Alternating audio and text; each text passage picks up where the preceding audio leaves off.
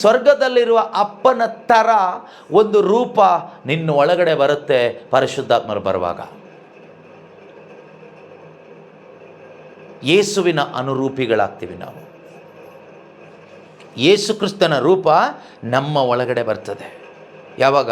When you receive the Holi spirit, you receive the image of the sun of God in your spirit. You will become the child of the most high God. That is the highest privilege for a sinner on this earth. ಈ ಪ್ರಪಂಚದಲ್ಲಿರೋ ಒಬ್ಬ ಪಾಪಿಗೆ ಅತ್ಯಂತ ದೊಡ್ಡ ಸೌಭಾಗ್ಯ ಅಂದರೆ, ಪಾಪಿಯಾಗಿರುವ ನನಗೆ ದೇವರ ಮಗನಾಗುವ ಅಥವಾ ಮಗಳಾಗುವ ಹಕ್ಕು ದೇವರು ನನಗೆ ಕೊಟ್ಟಿರೋದೇ ದೊಡ್ಡ ಸೌಭಾಗ್ಯ. ನಷ್ಟಪಟ್ಟು ಹೋದಂತಹ ಆ ದೇವರ ರೂಪ ನನ್ನ ಒಳಗಡೆ ನನಗೆ ಸಿಗುತ್ತೆ. ಇದು ಸಿಗಬೇಕು. ಇದು ಹೇಗೆ ಪಡ್ಕೊಳ್ಳೋದು ಅನ್ನೋದು ಕಲೀಲಿಕ್ಕೆ ನಮಗೆ ಬೈಬಲ್ ಬೇಕು.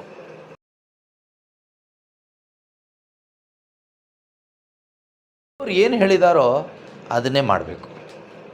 ಆಗ ದೇವರು ನಮ್ಮ ಜೀವನದಲ್ಲಿ ನಮಗೋಸ್ಕರ ಏನು ಒಳ್ಳೆಯದನ್ನು ಇಟ್ಟಿದ್ದಾರೋ ಅದನ್ನು ನಮಗೆ ಅನುಭವಿಸ್ಲಿಕ್ಕಾಗುತ್ತೆ. ನಮ್ಮಲ್ಲಿ ಅನೇಕರ ಒಂದು ಪ್ರಶ್ನೆ ಇದು, ಏನು ಮಾಡಬೇಕು ಗೊತ್ತಾಗ್ತಾ ಇಲ್ಲ ಬ್ರದರ್, ಏನು ಮಾಡಿದರೂ ಸರಿಯಾಗ್ತಾ ಇಲ್ಲ, ಏನು ಮಾಡಬೇಕು ಅಂತ ಗೊತ್ತಾಗ್ತಾ ಇಲ್ಲ. ಅಂಥವರಿಗೆ ನೀವು ಮಾಡಬೇಕಾಗಿರೋದಿಷ್ಟೇ, ದೇವರು ಏನು ಹೇಳಿದಾರೋ ಅದನ್ನು ಮಾತ್ರ ಮಾಡಿ. ದೇವರು ಏನು ಹೇಳಿದಾರೋ ಅದನ್ನು ಮಾತ್ರ ಮಾಡುವಾಗ ದೇವರ ಚಿತ್ತ ನಿಮ್ಮ ಜೀವನದಲ್ಲಿ ನೆರವೇರುತ್ತೆ. ಆದರೆ ದೇವರು ಹೇಳಿದ್ದನ್ನು ಮಾಡಲಿಕ್ಕೆ ನಮಗೆ ಒಂದು ದೇವರಲ್ಲಿ ವಿಶ್ವಾಸ ಇರಬೇಕು. ಎರಡನೇದಾಗಿ ನಮಗೆ ದೇವರ ಆತ್ಮರು ಇರಬೇಕು. ದೇವರಲ್ಲಿ ವಿಶ್ವಾಸನೂ ಇಲ್ಲದೆ ದೇವರ ಆತ್ಮನೂ ಇಲ್ಲದೆ ಇದ್ದರೆ ಖಂಡಿತವಾಗಲೂ ದೇವರು ಹೇಳಿದ್ದನ್ನು ನಮಗೆ ಮಾಡೋಕ್ಕಾಗಲ್ಲ. ಯಾವುದೇ ಒಬ್ಬ ವ್ಯಕ್ತಿ ನಮಗೊಂದನ್ನು ಮಾಡು ಅಂತ ಹೇಳುವಾಗ ಅದನ್ನು ನಮಗೆ ಮಾಡಲಿಕ್ಕೆ ಸಾಧ್ಯ ಆಗಬೇಕಾದ್ರೆ ಆ ವ್ಯಕ್ತಿಯಲ್ಲಿ ನಮಗೆ ನಂಬಿಕೆ ಇರಬೇಕು. ಅದೇ ರೀತಿಯಲ್ಲಿ ನಮ್ಮ ದೇಹದಲ್ಲೂ ಕೂಡ ಜೀವ ಇರಬೇಕು. ಒಂದು ಹೆಣಕ್ಕೆ ಹೋಗ್ಬಿಟ್ಟು ಇದನ್ನು ಮಾಡು ಅಂದರೆ ಅದು ಮಾಡೋದಿಲ್ಲ.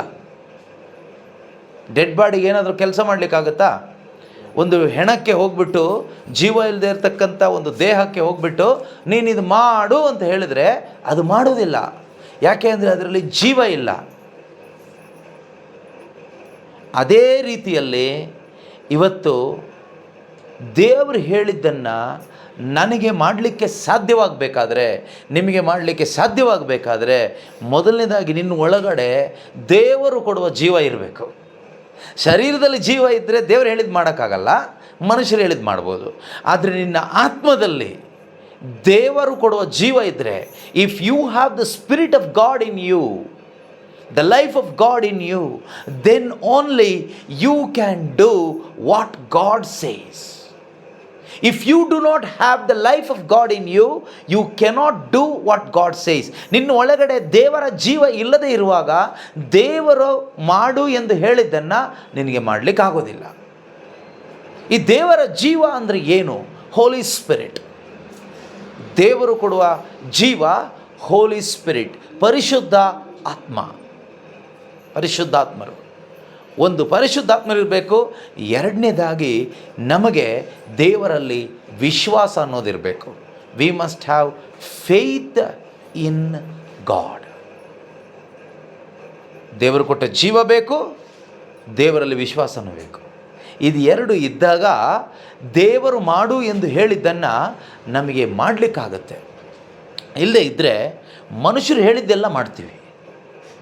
ಪ್ರಪಂಚದಲ್ಲಿರೋ ಎಲ್ಲರೂ ಹೇಳಿದ್ದು ನಾವು ಮಾಡ್ಬೋದು, ಆದರೆ ಪ್ರಯೋಜನ ಇದೆಯಾ ಕೇಳಿದರೆ ಏನೂ ಪ್ರಯೋಜನ ಇಲ್ಲ. ನಿಮ್ಮ ಮನಸ್ಸಿಗೆ ಬಂದಿದ್ದೆಲ್ಲ ಮಾಡ್ಬೋದು. ಕೆಲವು ಟೈಮ್ ನಾವು ಈ ಥರ ಅಂದ್ಕೊಳ್ತೀವಿ, ಈ ಥರ ಮಾಡಿದರೆ ಒಳ್ಳೆಯದಾಗುತ್ತೇನೋ, ಈ ಥರ ಮಾಡಿದರೆ ಒಳ್ಳೆಯದಾಗುತ್ತೇನೋ, ಇಲ್ಲಿ ಹೋದರೆ ಒಳ್ಳೆಯದಾಗುತ್ತೇನೋ, ಇದು ಮುಟ್ಟಿದರೆ ಒಳ್ಳೆಯದಾಗುತ್ತೇನೋ, ಈ ಪ್ರಾರ್ಥನೆ ಮಾಡಿದರೆ ಒಳ್ಳೆಯದಾಗುತ್ತೇನೋ, ಆ ಪ್ರಾರ್ಥನೆ ಮಾಡಿದರೆ ಒಳ್ಳೆಯದಾಗುತ್ತೇನೋ, ಆ ಚರ್ಚಿಗೆ ಹೋದರೆ ಒಳ್ಳೆಯದಾಗುತ್ತೇನೋ, ಈ ದೇವಸ್ಥಾನಕ್ಕೆ ಹೋದರೆ ಒಳ್ಳೆಯದಾಗುತ್ತೇನೋ, ಮಾಟ ಮಂತ್ರಕ್ಕೆ ಹೋದರೆ ಒಳ್ಳೆಯದಾಗುತ್ತೇನೋ, ಈ ರೀತಿ 108 ಯೋಚನೆಗಳು ನಮ್ಮ ಮನಸ್ಸಿಗೆ ಬರ್ಬೋದು. ನೀವು ಅದನ್ನೆಲ್ಲ ಮಾಡಿರ್ಬೋದು. ಇದನ್ನೆಲ್ಲ ಮಾಡಿನೂ ಫೇಲ್ ಆಗಿರ್ತೀರ. ಎಲ್ಲ ಮಾಡಿನೂ ಫೇಲ್ ಆಗಿರ್ತೀರ. ಕೆಲವರು ಕೇಳೋ ಪ್ರಶ್ನೆ, ನಾವೆಲ್ಲ ಪ್ರಾರ್ಥನೆನೂ ಮಾಡಿದ್ದೀವಿ, ಡೈಲಿ ಚರ್ಚಿಗೆ ಹೋಗ್ತೀವಿ, ಬೈಬಲ್ ಓದ್ತೀವಿ, ಎಲ್ಲ ನಾವು ಮಾಡಿದ್ದೀವಿ, ಆದರೂ ಯಾಕೆ ನಮ್ಮ ಜೀವನದಲ್ಲಿ ಫೇಲ್ ಆಗ್ತಾ ಇದ್ದೀವಿ, ಯಾಕೆ ಜೀವನದಲ್ಲಿ ಒಳ್ಳೇದಾಗ್ತಾ ಇಲ್ಲ, ಯಾಕೆ ಜೀವನದಲ್ಲಿ ಮೇಲೆ ಬರಲಿಕ್ಕೆ ಆಗ್ತಾ ಇಲ್ಲ? ಇದು ಪ್ರಶ್ನೆ. ಉತ್ತರ ಇಷ್ಟೇ ಸಿಂಪಲ್, ಕೇಳಿಸ್ಕೊಳ್ಳಿ. ದೇವರು ಹೇಳಿದ್ದನ್ನು ನೀನು ಮಾಡಿದ್ಯಾ? Have you done what God says? ದೇವರು ಹೇಳಿದ್ದನ್ನು ನೀನು ಮಾಡಿದ್ಯಾ? ನಿನ್ನ ಮನಸ್ಸಿಗೆ ಅನಿಸಿದ್ದೆಲ್ಲ ನೀನು ಮಾಡಿದೆ, ಅವರು ಇವರು ಹೇಳಿದ್ದೆಲ್ಲ ಮಾಡಿದೆ, ದೇವರು ಹೇಳಿದ್ದನ್ನು ಮಾಡಿದ್ಯಾ? ನೋಡಿ, ಈ ಪ್ರಪಂಚದಲ್ಲಿರೋ ಮನುಷ್ಯರಿಗೆ ಒಂದೇ ಕೆಲಸ ದೇವರು ಕೊಟ್ಟಿರೋದು, ದೇವರು ಹೇಳಿದ್ದನ್ನು ಮಾಡೋದೇ ಕೆಲಸ. ನಮ್ಮ ಕೆಲಸ ಏನು ಕೇಳಿದರೆ, ಮನುಷ್ಯರನ್ನ ದೇವರು ಯಾಕೆ ಮಾಡಿದ್ರು ಕೇಳಿದರೆ, ದೇವರು ಹೇಳಿದ್ದನ್ನು ಮಾಡಲಿಕ್ಕಷ್ಟೇ, ಬೇರೆ ಏನೂ ಇಲ್ಲ. ನಮಗೆ ಇದು ಗೊತ್ತಿಲ್ಲದೆ ನಾವು ಏನೇನೋ ಮಾಡಿಬಿಟ್ಟಿದ್ದೀವಿ.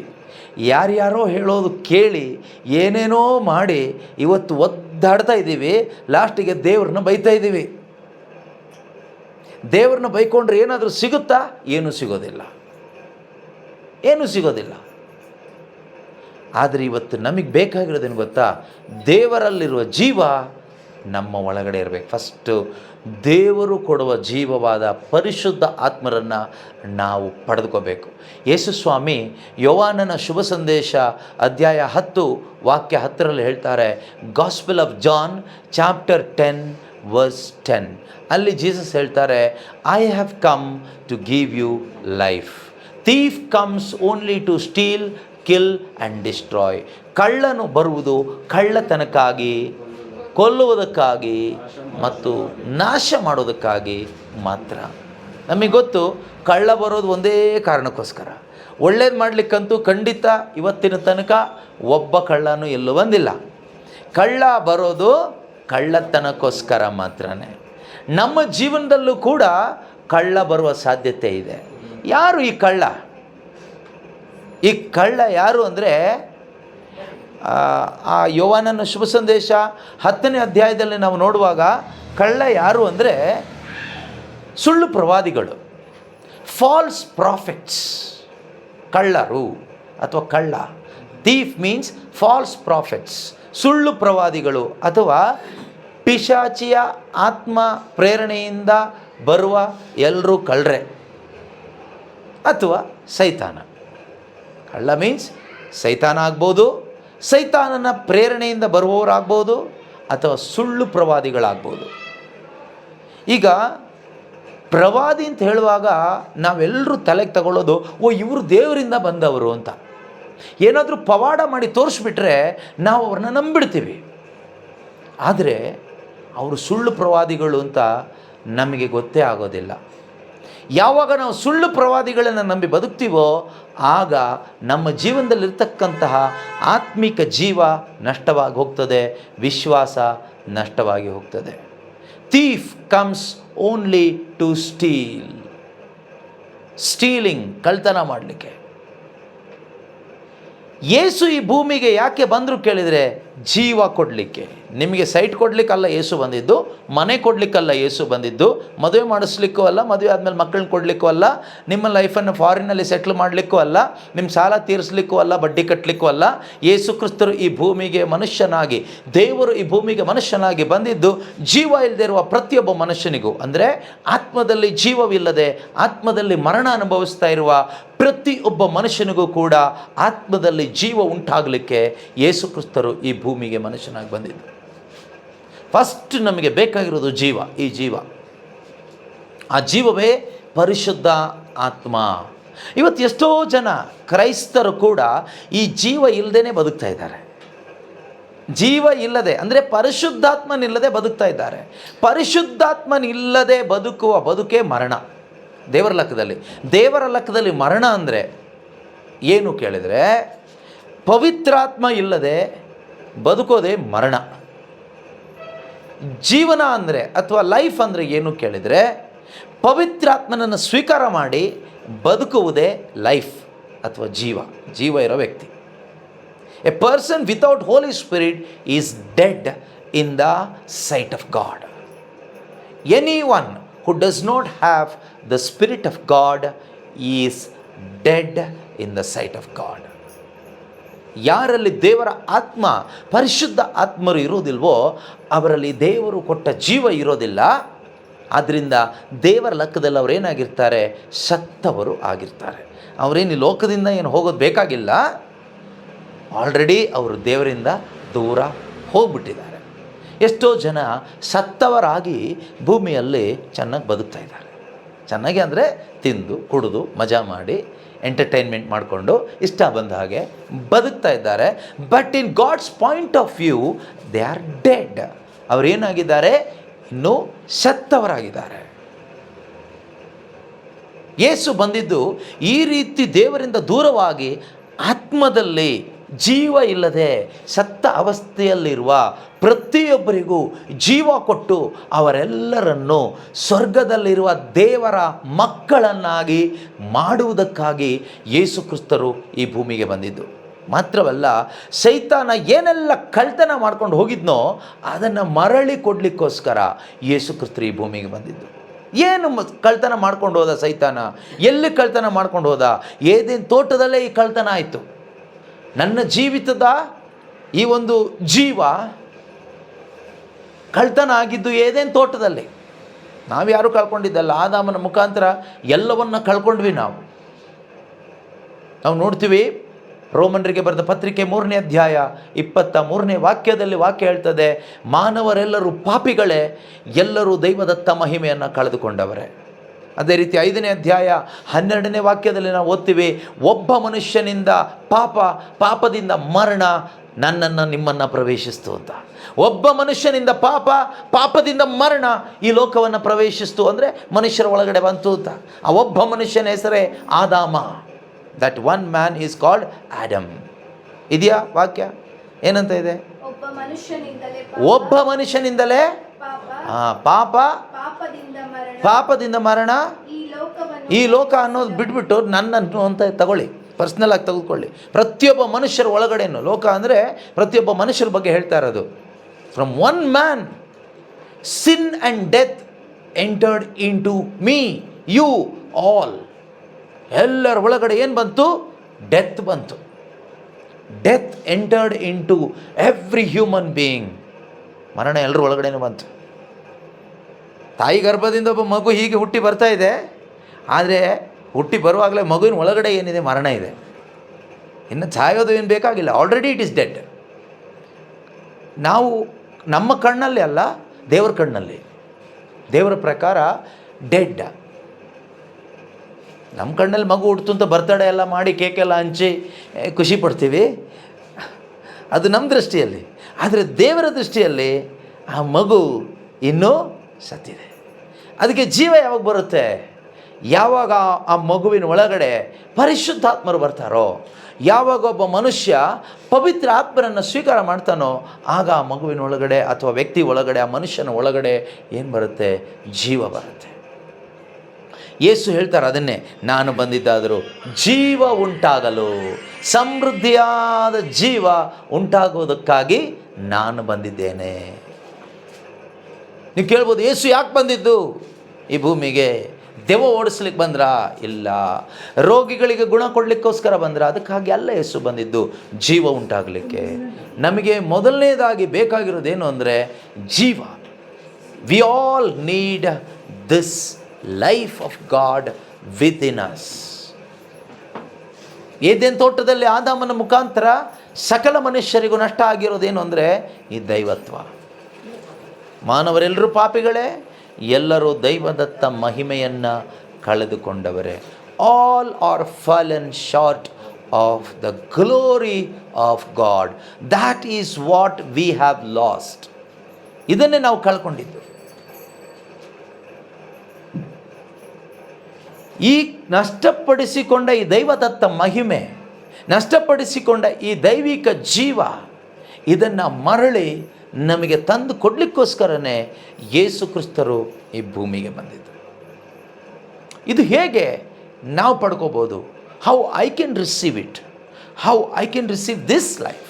ಈ ಜೀವವನ್ನು ನನ್ನೊಳಗಡೆ ನಾನು ಹೇಗೆ ಪಡ್ಕೋಬೋದು, ಯಾವ ರೀತಿಯಲ್ಲಿ ಅನುಭವಿಸ್ಬೋದು, ಇದು ನಮಗೆ ಕಲಿಸಿಕೊಡೋದೇ ಈ ಪವಿತ್ರ ಬೈಬಲ್ ಪುಸ್ತಕ. This Bible will teach us how to receive the life of God into my life and how to walk in that life, newness of life. ಆ ನೂತನ ಜೀವನದಲ್ಲಿ ಹೇಗೆ ನಾನು ನಡಿಲಿಕ್ಕೆ ಸಾಧ್ಯ ಅನ್ನೋದನ್ನೇ ಈ ಪವಿತ್ರ ಬೈಬಲ್ ಪುಸ್ತಕ ನಮಗೆ ಕಲಿಸ್ಕೊಡುತ್ತೆ. ಬೈಬಲ್ ಯಾಕೆ ಓದಬೇಕು, ಯಾಕೆ ಬೇಕು, ಯಾಕೆ ಮುಖ್ಯ ಕೇಳಿದರೆ, ದೇವರು ಕೊಟ್ಟ ಜೀವವನ್ನು ಹೇಗೆ ನನ್ನದಾಗಿಸ್ಕೊಂಡು ಬದುಕೋದು ಅನ್ನೋದನ್ನು ಕಲೀಲಿಕ್ಕೆ ನಮಗೆ ಈ ಬೈಬಲ್ ಪುಸ್ತಕದ ನಿಜವಾದ ಅವಶ್ಯಕತೆ ಇದ್ದೇ ಇದೆ. We all need. ಇದು ಒಂದು ದಿನದಲ್ಲಿ ನಮಗೆ ಏನೋ ಓದಿದ ತಕ್ಷಣ ಗೊತ್ತಾಗ್ಬಿಡೋದಿಲ್ಲ, ಆದರೆ ಖಂಡಿತವಾಗಲೂ ಈ ಬೈಬಲ್ನ ಓದುವಾಗ ನಮಗೆ ಅರ್ಥ ಆಗುತ್ತೆ. ನನಗೇನು ನಷ್ಟ ಆಯಿತು, ನನ್ನ ಪರಿಸ್ಥಿತಿ ಇವತ್ತು ಏನಾಗಿದೆ, ನನಗೇನು ಅಗತ್ಯ ಇದೆ, ಇದು ನಮಗೆ ಗೊತ್ತಾಗಬೇಕು. ಯಾವಾಗ ನಮ್ಮೊಳಗಡೆ ದೇವರ ಜೀವ ಬರುತ್ತೋ ಅಥವಾ ಪರಿಶುದ್ಧಾತ್ಮರು ಬರ್ತಾರೋ ಆಗ ಮಾತ್ರ ಪ್ರೀತಿಯ ಸಹೋದರ ಸಹೋದರಿಯರೇ ನಾವು ದೇವರು ಹೇಳಿದ್ದು ಮಾಡ್ತೀವಿ. ಅಲ್ಲಿವರೆಗೂ ಮಾಡಲಿಕ್ಕೆ ಆಗಲ್ಲ ನಮಗೆ. ನೀವು ಹುಟ್ಟು ಕ್ರಿಶ್ಚಿಯನ್ ಆಗಿದ್ದರು, ಯಾವ ಜಾತಿಯಲ್ಲಿದ್ದರು, ಯಾವ ಚರ್ಚಲ್ಲಿದ್ದರು, ಯಾವ ಸಭೆಯಲ್ಲಿದ್ದರು, ಎಷ್ಟು ಪ್ರಾರ್ಥನೆ ಗೊತ್ತಿದ್ದರು, ಬೈಬಲ್ ವಾಕ್ಯ ಎಷ್ಟು ಗೊತ್ತಿದ್ದರು, ದೇವರು ಹೇಳಿದ್ದನ್ನು ಮಾಡಲಿಕ್ಕಾಗಬೇಕಾದ್ರೆ ದೇವರು ಕೊಟ್ಟ ಜೀವ ನಿನ್ನ ಒಳಗಡೆ ಇದ್ದರೆ ಮಾತ್ರನೇ ಸಾಧ್ಯ. ಇಲ್ಲದೇ ಇದ್ದರೆ ಮಾಮೂಲಿ ಜನರು ಹೋಗಿ ಬರೋ ಥರ ಚರ್ಚಿಗೆ ಹೋಗಿ ಮನೆಗೆ ಬರ್ಬೋದು, ಅದಕ್ಕೇನು ಈ ಜೀವ ಅಗತ್ಯ ಇಲ್ಲ ನಿನಗೆ. ಯಾರೂ ಹೋಗ್ಬೋದು ಚರ್ಚಿಗೆ, ಯಾರೂ ಹೋಗ್ಬೋದು, ಯಾರೂ ಬರ್ಬೋದು, ಯಾವಾಗ ಬೇಕಾದರೂ ಹೋಗ್ಬೋದು ಬರ್ಬೋದು, ಎಲ್ಲಿ ಬೇಕಾದರೂ ನಿಂತ್ಕೊಂಡು ಕ್ಯಾಂಡಲ್ ಅಂಟಿಸಿ ಪ್ರಾರ್ಥನೆ ಮಾಡ್ಬೋದು. ಅದಕ್ಕೆ ನಮಗೆ ದೇವರು ಕೊಟ್ಟ ಪರಿಶುದ್ಧಾತ್ಮನ ಅಗತ್ಯ ಏನಿಲ್ಲ. ನಾವು ಯಾವುದಾದ್ರೂ ಒಂದು ಧರ್ಮದಲ್ಲಿ, ಜಾತಿಯಲ್ಲಿ, ಡಿನಾಮಿನೇಷನಲ್ಲಿ ಸೇರಿಕೊಂಡಿದ್ದರೆ ಸಾಕು. ಅಲ್ಲಿನ ಪದ್ಧತಿ, ಅಲ್ಲಿನ ಸಂಪ್ರದಾಯ, ಅಲ್ಲಿನ ಆಚಾರ ವಿಚಾರಗಳನ್ನು ನಾವು ಅನುಸರಣೆ ಮಾಡ್ಕೊಂಡು ಬದುಕ್ತೀವಿ. ಅದರ ಅರ್ಥ ನಾವು ದೇವರಲ್ಲಿದ್ದೀವಿ ಅಂತ ಅಲ್ಲ, ಅದರ ಅರ್ಥ ಹೊಂಡದಲ್ಲಿದ್ದೀವಿ ಅಂತ ಅರ್ಥ, ಗುಂಡಿಯಲ್ಲಿದ್ದೀವಿ ಅಂತ ಅರ್ಥ, ಮರಣದಲ್ಲಿದ್ದೀವಿ ಅಂತ ಅರ್ಥ. ಯಾವಾಗ ನಮ್ಮ ಒಳಗಡೆ ನಿಜವಾಗಲೂ ಪರಿಶುದ್ಧಾತ್ಮರು ಬರ್ತಾರೋ ಆಗ ಮಾತ್ರ ದೇವರು ಹೇಳಿದ್ದನ್ನು ಮಾಡಲಿಕ್ಕೆ ನಮಗೆ ಬಲ ಸಿಗ್ತದೆ. When we receive the Holi spirit, then only we will have the power to do what God says. Until and unless we receive that Holy Spirit, we cannot do what God says. ದೇವರು ಹೇಳಿದ್ದನ್ನು ಮಾಡಲಿಕ್ಕೆ ಸಾಧ್ಯವಾಗಬೇಕಾದ್ರೆ, ಬಲ ಬೇಕಾದರೆ ನಮ್ಮ ಒಳಗಡೆ ಯಾರ ಆತ್ಮ ಬರಬೇಕು? ದೇವರು ಕೊಡುವಂತಹ ಪರಿಶುದ್ಧ ಆತ್ಮರನ್ನು ನಾವು ಹೊಂದಿಕೊಂಡ್ರೆ ಮಾತ್ರವೇ ಸಾಧ್ಯ. ಇನ್ನೊಂದು, ಈ ಪರಿಶುದ್ಧಾತ್ಮರನ್ನು ಕೊಡುವವರು ಯಾರು ಕೇಳಿದರೆ ಮನುಷ್ಯರು ಯಾರೂ ಅಲ್ಲ. ಪ್ರಪಂಚದಲ್ಲಿರೋ ಯಾವ ಮನುಷ್ಯನೂ ಅಲ್ಲ ಪರಿಶುದ್ಧಾತ್ಮರನ್ನು ಕೊಡೋದು. ಯಾರಿಗೂ ಕೊಡ್ಲಿಕ್ಕೆ ಆಗೋದಿಲ್ಲ. ಕೆಲವು ಟೈಮ್ ನೀವು ಅಂದ್ಕೋಬೋದು, ನೀರು ತಲೆ ಮೇಲೆ ಹಾಕಿದ ತಕ್ಷಣ ಪರಿಶುದ್ಧಾತ್ಮರು ಬರ್ತಾರೆ, ನೀರಲ್ಲಿ ಮುಳುಗಿ ಎದ್ದ ತಕ್ಷಣ ಪರಿಶುದ್ಧಾತ್ಮರು ಬರ್ತಾರೆ, ಎಣ್ಣೆ ಹಚ್ಕೊಂಡ ತಕ್ಷಣ ಪರಿಶುದ್ಧಾತ್ಮರು ಬರ್ತಾರೆ, ತೀರ್ಥ ಹಾಕಿದ ತಕ್ಷಣ ಪರಿಶುದ್ಧಾತ್ಮರು ಬರ್ತಾರೆ. ಖಂಡಿತವಾಗಲೂ ಪರಿಶುದ್ಧಾತ್ಮರು ಬರ್ಲಿಕ್ಕೆ ಪರಿಶುದ್ಧಾತ್ಮರು ಅಲ್ಲೇ ಇರ್ತಾರೆ, ಎಲ್ಲೂ ಹೋಗೋದಿಲ್ಲ. ನೀನು ಎಣ್ಣೆ ಹಚ್ಚೋದಕ್ಕಿಂತ ಮೊದಲೇ ಪರಿಶುದ್ಧಾತ್ಮರು ಅಲ್ಲಿ ಇರ್ತಾರೆ. ನೀನು ನೀರಲ್ಲಿ ಮುಳುಗೋದಕ್ಕಿಂತ ಮುಂಚೆನೇ ಪರಿಶುದ್ಧಾತ್ಮರು ಇದ್ದಾರೆ. ಅವ್ರು ಬರೋದೆಲ್ಲಿಗೆ? ಅವ್ರು ಆಲ್ರೆಡಿ ಇದ್ದಾರೆ. ನೋಡಿ, ಗಾಳಿ ಇಲ್ಲಿದೆ, ಆದರೆ ನಿನ್ನ ಒಳಗಡೆ ಗಾಳಿ ಇಲ್ಲ ಅಂದರೆ ನೀನು ಹೆಣ ಆಗ್ತೀಯ. ಗಾಳಿ ಇದೆ, ದೇವರು ಆಲ್ರೆಡಿ ಇದ್ದಾರೆ, ದೇವರು ಬರೋದು ಹೋಗೋದು ಏನಿಲ್ಲ. God is there always. ಆದರೆ ನಿನ್ನ ಒಳಗಡೆ ಆ ದೇವರು ಆತ್ಮಸ್ವರೂಪನಾಗಿ, ಜೀವ ಸ್ವರೂಪನಾಗಿ ನಿನ್ನ ಒಳಗಡೆ ಯಾವಾಗ ಬರ್ತಾರೋ ಆಗ ನಿನ್ನ ರೂಪ ಬದಲಾಗುತ್ತೆ. When God comes into your spirit, your image will change into the image of God. You will come back to your original image.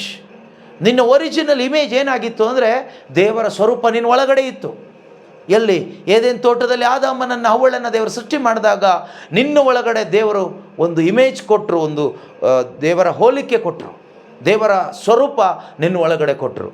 ಆದರೆ ಯಾವಾಗ ಅವನು ಪಾಪ ಮಾಡಿದ್ನೋ ಆ ಪಾಪದ ಪರಿಣಾಮವಾಗಿ ಪ್ರತಿಯೊಬ್ಬ ಮನುಷ್ಯನ ಒಳಗಡೆ ಇರುವ ದೇವರ ಸ್ವರೂಪ ನಾಶವಾಗೋಯ್ತು. ಈಗ ಮನುಷ್ಯ ಏನಾದ? ಹುಟ್ಟಬೇಕಾದ್ರೆ ಡೆಡ್ ಆಗಿ ಹುಟ್ಟಿದ, ಒಳಗಡೆ ಇರುವ ದೇವರ ಸ್ವರೂಪ ಹೋಯಿತು. ಯಾವಾಗ ಯೇಸು ಕ್ರಿಸ್ತರು ಅಥವಾ ಪರಿಶುದ್ಧಾತ್ಮರು ನನ್ನ ಒಳಗಡೆ ಬರ್ತಾರೋ, ನನ್ನ ಆತ್ಮದೊಳಗಡೆ ಬರ್ತಾರೋ, ಆಗ ನಾನು ಕಳೆದುಕೊಂಡ ಆ ಸ್ವರೂಪ, ದೈವ ಸ್ವರೂಪ, that image of God, I gain it again through the Holi Spirit. Until then, I have no image of God in me. It is there but it is dead. ಇದೆ ಆದರೆ ಸತ್ತೋಗ್ಬಿಟ್ಟಿದೆ. ಯಾವಾಗ ಪರಿಶುದ್ಧಾತ್ಮರು ಬರ್ತಾರೋ ನನ್ನ ಒಳಗಡೆ ದೇವರ ರೂಪ ಬಂತು. ದೇವರ ರೂಪ ಬಂದಾಗ ನಾನು ದೇವರಿಗೆ ಸಂಬಂಧ ಉಳ್ಳವನಾದೆ. ಅಂದರೆ ದೇವರು ನನ್ನ ತಂದೆ ಆದರೂ ನಾನು ದೇವರಿಗೆ ಮಗನಾದೆ. ನಾವು ದೇವರ ಮಕ್ಕಳಾಗ್ತೀವಿ. Through the Holi spirit we will become the children of God. ಯಾಕೆ ನಾವು ದೇವರ ಮಕ್ಕಳಾಗ್ತೀವಿ ಅಂದರೆ we have the image of God within us. ಕೆಲವು ಟೈಮ್ ನಾವು ಕೆಲವು ಮಕ್ಕಳನ್ನ ನೋಡಿ ಹೇಳ್ತೀವಿ, ಇವ್ನು ನೋಡ್ಲಿಕ್ಕೆ ಅಪ್ಪನ ಥರನೇ ಇದ್ದಾನೆ, ಇವಳು ಅಮ್ಮನ ಥರನೇ ಇದ್ದಾಳೆ ಅಂತ ಹೇಳೋದಿಲ್ವಾ? ಇವ್ರ ಮೂಗು ಅಪ್ಪನ ಥರನೇ ಇದೆ, ಇವನ ಕಣ್ಣು ಅಪ್ಪನ ಥರನೇ ಇದೆ, ಇವನ ಸ್ವರ ಇವ್ರ ಅಪ್ಪನ ಥರನೇ ಇದೆ. ಅದೇ ರೀತಿ ಸ್ವರ್ಗದಲ್ಲಿರುವ ಅಪ್ಪನ ಥರ ಒಂದು ರೂಪ ನಿನ್ನ ಒಳಗಡೆ ಬರುತ್ತೆ ಪರಿಶುದ್ಧಾತ್ಮರು ಬರುವಾಗ. ಯೇಸುವಿನ ಅನುರೂಪಿಗಳಾಗ್ತೀವಿ ನಾವು. ಯೇಸು ಕ್ರಿಸ್ತನ ರೂಪ ನಮ್ಮ ಒಳಗಡೆ ಬರ್ತದೆ. ಯಾವಾಗ? When you receive the Holi spirit you receive the image of the sun of God in your spirit. You will become the child of the most high God. That is the highest privilege for a sinner on this earth. ಈ ಪ್ರಪಂಚದಲ್ಲಿರೋ ಒಬ್ಬ ಪಾಪಿಗೆ ಅತ್ಯಂತ ದೊಡ್ಡ ಸೌಭಾಗ್ಯ ಅಂದರೆ, ಪಾಪಿಯಾಗಿರುವ ನನಗೆ ದೇವರ ಮಗನಾಗುವ ಅಥವಾ ಮಗಳಾಗುವ ಹಕ್ಕು ದೇವರು ನನಗೆ ಕೊಟ್ಟಿರೋದೇ ದೊಡ್ಡ ಸೌಭಾಗ್ಯ. ನಷ್ಟಪಟ್ಟು ಹೋದಂತಹ ಆ ದೇವರ ರೂಪ ನನ್ನ ಒಳಗಡೆ ನನಗೆ ಸಿಗುತ್ತೆ. ಇದು ಸಿಗಬೇಕು. ಇದು ಹೇಗೆ ಪಡ್ಕೊಳ್ಳೋದು ಅನ್ನೋದು ಕಲೀಲಿಕ್ಕೆ ನಮಗೆ ಬೈಬಲ್ ಬೇಕು. ಇದನ್ನು ಹೇಗೆ ಪಡ್ಕೊಳ್ಳೋದು, ಈ ರೂಪಕ್ಕೆ ನಾನು ಹೇಗೆ ಬರೋದು ಅನ್ನೋದು ಈ ಪವಿತ್ರ ಬೈಬಲ್ ಪುಸ್ತಕದ ಮುಖಾಂತರ ನಮಗೆ ಕಲೀಲಿಕ್ಕಾಗತ್ತೆ. ಆದರೆ ಇವತ್ತು ನಾವು ದೇವರನ್ನು, ಯೇಸುವಿನ ನಾಮವನ್ನು ತುಂಬ ದುರುಪಯೋಗ ಮಾಡ್ತಾಯಿದ್ದೀವಿ.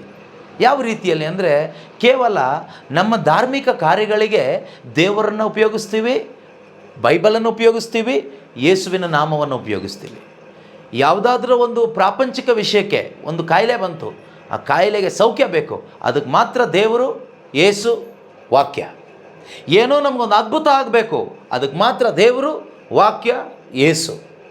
ಆದರೆ ನಿಜವಾಗಲೂ ದೇವರು ಅಥವಾ ದೇವರ ವಾಕ್ಯ ಅಥವಾ ಯೇಸು ಕ್ರಿಸ್ತರು ಇರೋದು ಇದು ಯಾವುದಕ್ಕೂ ಅಲ್ಲ, ಈ ಲೋಕದ ವಿಷಯಕ್ಕೆ ಅಲ್ವೇ ಅಲ್ಲ. ಈ ಬೈಬಲ್ ಪೂರ್ತಿಯಾಗಿರೋದು ಪ್ರೀತಿಯ ಸಹೋದರ ಸಹೋದರಿಯರೇ ಯಾವುದೇ ಲೋಕದ ವಿಷಯಕ್ಕಲ್ವೇ ಅಲ್ಲ. ಹೇಗೆ ಶ್ರೀಮಂತರಾಗೋದು, ಹೇಗೆ ಸಾಲ ತೀರೋದು, ಹೇಗೆ ನಾವು ಈ ಪ್ರಪಂಚದಲ್ಲಿ ಡೆವಲಪ್ ಆಗೋದು, ಅದನ್ನು ತಿಳ್ಕೊಳ್ಳಿಕ್ಕಲ್ಲ ಈ ಬೈಬಲ್ ಇರೋದು. ಅದಕ್ಕೋಸ್ಕರ ಅಲ್ಲ ಯೇಸು ಬಂದಿದ್ದು, ಅದಕ್ಕೋಸ್ಕರ ಯೇಸು ನಾಮನ್ನು ಉಪಯೋಗಿಸಬಾರ್ದು. ಆದರೆ ಇವತ್ತು ಯೇಸುವಿನ ವಾಕ್ಯದಲ್ಲಿ ಯೇಸುವೇ ಹೇಳಿದ ಹಾಗೆ ಕಳ್ಳನು ಬರುವುದು ಕಳ್ಳತನಕ್ಕಾಗಿ. ಕಳ್ಳ ಪ್ರವಾದಿಗಳು, ಯೇಸು ಸ್ವಾಮಿ ಯೋಹಾನನ ಶುಭ ಸಂದೇಶ 10ನೇ ಅಧ್ಯಾಯದಲ್ಲಿ ಕಳ್ಳ ಪ್ರವಾದಿಗಳ ಬಗ್ಗೆ ಹೇಳ್ತಾರೆ.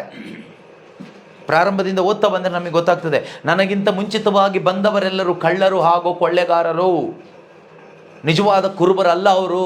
ಆ ರೀತಿಯಲ್ಲಿ ಯೇಸು ಹೇಳ್ತಾರೆ. ಇದು ಯಾರ ಬಗ್ಗೆ ಹೇಳ್ತಾ ಇರೋದು ಅಂದರೆ, ಫಾಲ್ಸ್ ಪ್ರಾಫಿಟ್ಸ್ ಬಗ್ಗೆ, ಸುಳ್ಳು ಪ್ರವಾದಿಗಳ ಬಗ್ಗೆ, ದುರಾತ್ಮನ ಏಜೆಂಟ್ಗಳ ಬಗ್ಗೆ ಅವರು ಹೇಳ್ತಾರೆ. ಅವ್ರು ಏನು ಮಾಡ್ತಾರೆ, ಅವರು ಕುರಿಗಳಿಗೆ ಮೇವು ಕೊಡ್ತೀನಿ ಅಂತ ಕೊಡ್ತಾರೆ, ಆದರೆ ಕೊಡೋದಿಲ್ಲ. ಕುರಿಗಳ ಮೇವು ಕಿತ್ಕೊಂಡು ತಿಂತಾರೆ. ಬೇಕಾದರೆ ತೋಳಗಳು ಬಂದಾಗ ಕುರಿಗಳನ್ನ ಬಿಟ್ಟು ಓಡಿ ಹೋಗ್ತಾರೆ. ಕುರಿಗಳನ್ನ ಪ್ರೊಟೆಕ್ಟ್ ಮಾಡಲಿಕ್ಕೆ ಬೇಕಾದ ಶಕ್ತಿ ಇಲ್ಲ, ಕುರಿಗಳನ್ನ ಪ್ರೊಟೆಕ್ಟ್ ಮಾಡೋದಿಲ್ಲ. ಆದರೆ ನಿಜವಾದ ಕುರುಬ ಯೇಸು ಕ್ರಿಸ್ತರು ಏನು ಮಾಡಿದ್ರು, ಪಾಪಿಗಳಾಗಿದ್ದ ನಮಗೋಸ್ಕರ ಪ್ರಾಣ ಕೊಟ್ಟು ನಮ್ಮ ಪ್ರಾಣವನ್ನು ಉಳಿಸಿದ ಒಳ್ಳೆಯ ಕುರುಬನಾದರು. ನಮಗೆ ಅವರು ಜೀವ ಕೊಟ್ಟರು. ಪ್ರೀತಿಯ ಸಹೋದರ ಸಹೋದರಿಯರೇ, ಇವತ್ತು ಆ ಜೀವ ನಾವು ಪಡ್ಕೊಂಡು ಈ ಭೂಮಿ ಮೇಲೆ ಬದುಕಬೇಕು. ಅದೇ ಸಾಕ್ಷಿ ಜೀವನ. ಸಾಕ್ಷಿ ಜೀವನ ಅಂದರೆ ಏನು? ಯೇಸು ನಮಗೆ ಕೊಟ್ಟಂಥ ಪರಿಶುದ್ಧಾತ್ಮರನ್ನು ನಾವು ಪಡ್ಕೊಂಡು ನಾವು ದೇವರ ಮಹಿಮೆಗಾಗಿ ಬದುಕೋದೇ ಸಾಕ್ಷಿ ಜೀವನ. ಬೈಬಲ್ ನಮ್ಗೆ ಅದೇ ಹೇಳ್ಕೊಡುತ್ತೆ. 1 ಕೊರಿಂಥ 6:19-20 ದೇವರ ವಾಕ್ಯ ಹೇಳ್ತದೆ, ನೀವು ನಿಮ್ಮ ಸ್ವಂತ ಸೊತ್ತಲ್ಲ, ನೀವು ಕ್ರಯಕ್ಕೆ ಕೊಳ್ಳಲಾದವರು, ನಿಮ್ಮ ದೇಹ ದೇವರ ಆಲಯವಾಗಿದೆ, ಪರಿಶುದ್ಧ ಆತ್ಮ ನಿಮ್ಮ ಒಳಗೆ ಇದ್ದಾರೆ, ಆದುದರಿಂದ ನಿನ್ನ ದೇಹದ ಮುಖಾಂತರ ದೇವರಿಗೆ ಮಹಿಮೆ ಸಲ್ಲುವಂತೆ ಬದುಕಬೇಕು. Glorify god in your body. Through your life. ನಿನ್ನ ದೇಹದಲ್ಲಿ ನಿನ್ನ ಜೀವನದ ಮುಖಾಂತರವಾಗಿ ದೇವರನ್ನು ಮಹಿಮೆ ಪಡಿಸಲಿಕ್ಕೆ ದೇವರು ನಿನಗೆ ಪರಿಶುದ್ಧ ಆತ್ಮರನ್ನು ಕೊಟ್ಟಿರೋದು. ಅನ್ಯ ಭಾಷೆ ಹೇಳಲಿಕ್ಕಲ್ಲ ದೇವರು ನಿನಗೆ ಪರಿಶುದ್ಧ ಆತ್ಮರನ್ನು ಕೊಟ್ಟಿರೋದು. Not to speak in tongues but to live for the glory of God. Why did God give us the Holy Spirit? Not to speak in tongues, but to glorify God in your body. ನಮ್ಮ ದೇಹದಲ್ಲಿ ಯೇಸುವನ್ನು ಮಹಿಮೆ ಪಡಿಸಲಿಕ್ಕೆ, ದೇವರನ್ನ ಮಹಿಮೆ ಪಡಿಸಲಿಕ್ಕೆ. In fact ದೇವರು ನಮ್ಮನ್ನು ಸೃಷ್ಟಿ ಮಾಡಿರೋದೇ ಅವರನ್ನು ಮಹಿಮೆ ಪಡಿಸ್ತಾ ಬದುಕಲಿಕ್ಕೆ. For his glory, to glorify him he has created us. ಯಾವಾಗ ನಾವು ಸೃಷ್ಟಿಕರ್ತನಿಗೆ ವಿರುದ್ಧವಾಗಿ ಹೋಗ್ತೀವೋ, ಓಕೆ, ದೇವರಿಗೆ ವಿರುದ್ಧವಾಗಿ ಹೋಗ್ತೀವೋ, ಆಗೆಲ್ಲ ಕೆಟ್ಟದ್ದೇ ಆಗೋದು. ನಮ್ಮನ್ನು ಸೃಷ್ಟಿ ಮಾಡಿದ ಸೃಷ್ಟಿಕರ್ತನಾದ ದೇವರಿಗೆ ವಿರುದ್ಧವಾಗಿ ಯಾವಾಗ ಮನುಷ್ಯ ಬದುಕ್ತಾನೋ ಆಗ ಅವನ ಜೀವನದಲ್ಲಿ ಎಲ್ಲದೂ ಕೆಟ್ಟದ್ದೇ ಆಗ್ತದೆ. ಯಾವಾಗ ಮನುಷ್ಯ ಮನಸ್ಸಾಂತರ ಹೊಂದಿ ನಿಜವಾಗಲೂ ದೇವರ ಕಡೆಗೆ ತಿರುಗಿ, ಆ ಸೃಷ್ಟಿಕರ್ತನ ಕಡೆಗೆ ತಿರುಗಿ, ರಕ್ಷಕನ ಕಡೆಗೆ ತಿರುಗಿ, ಹೃದಯದಲ್ಲಿ ಆ ದೇವರನ್ನು ಅಥವಾ ಪರಿಶುದ್ಧಾತ್ಮನನ್ನು ನಿಜವಾಗಲೂ ಹೊಂದಿಕೊಳ್ತಾನೋ, ಸ್ವೀಕಾರ ಮಾಡ್ತಾನೋ, ಖಂಡಿತವಾಗಲೂ ಅವನ ಜೀವನದಲ್ಲಿ ಒಳ್ಳೆಯದಾಗತ್ತೆ. ಒಳ್ಳೆಯದಾಗಲಿಕ್ಕಾಗಿ ಯಾವ ಚರ್ಚಿಗೆ ಹೋಗಬೇಕು ಕೇಳಿದರೆ, ಯಾವ ಚರ್ಚಿಗೆ ಹೋದರೂ ಒಳ್ಳೆಯದಾಗಲ್ಲ. ದೇವರ ದಾರಿಯಲ್ಲಿ ಬಂದರೆ ಒಳ್ಳೆಯದಾಗತ್ತೆ. ಯಾರ ದಾರಿಯಲ್ಲಿ ಬಂದರೆ ಒಳ್ಳೆಯದಾಗತ್ತೆ? ದೇವರ ದಾರಿಯಲ್ಲಿ ಬಂದರೆ ಒಳ್ಳೆಯದಾಗತ್ತೆ. ಬಾರೂಕ್ 3:13 ಓದ್ತೀವಿ ನಾವು, ಎಷ್ಟೋ ಬಾರಿ ಓದಿದ್ದೀವಿ. ಬಾರೂಕ್ ಪ್ರವಾದಿಯ ಪುಸ್ತಕ 3ನೇ ಅಧ್ಯಾಯ 13ನೇ ವಾಕ್ಯ. ದೇವರ ದಾರಿಯಲ್ಲಿ ನೀನು ನಡೆದಿದ್ದರೆ ನಿನಗೆ ಒಳ್ಳೆಯದಾಗ್ತಾ ಇತ್ತು. If you would have walked in the ways of the Lord, you could have experienced the goodness of God, peace of God in your life. ನೀನು ದೇವರ ದಾರಿಯಲ್ಲಿ ನಡೆದಿದ್ದರೆ ನಿನ್ನ ಜೀವನದಲ್ಲಿ ಸಮಾಧಾನ ಇರ್ತಾ ಇತ್ತು, ನಿನ್ನ ಜೀವನದಲ್ಲಿ ಒಳ್ಳೆಯದಾಗ್ತಾ ಇತ್ತು.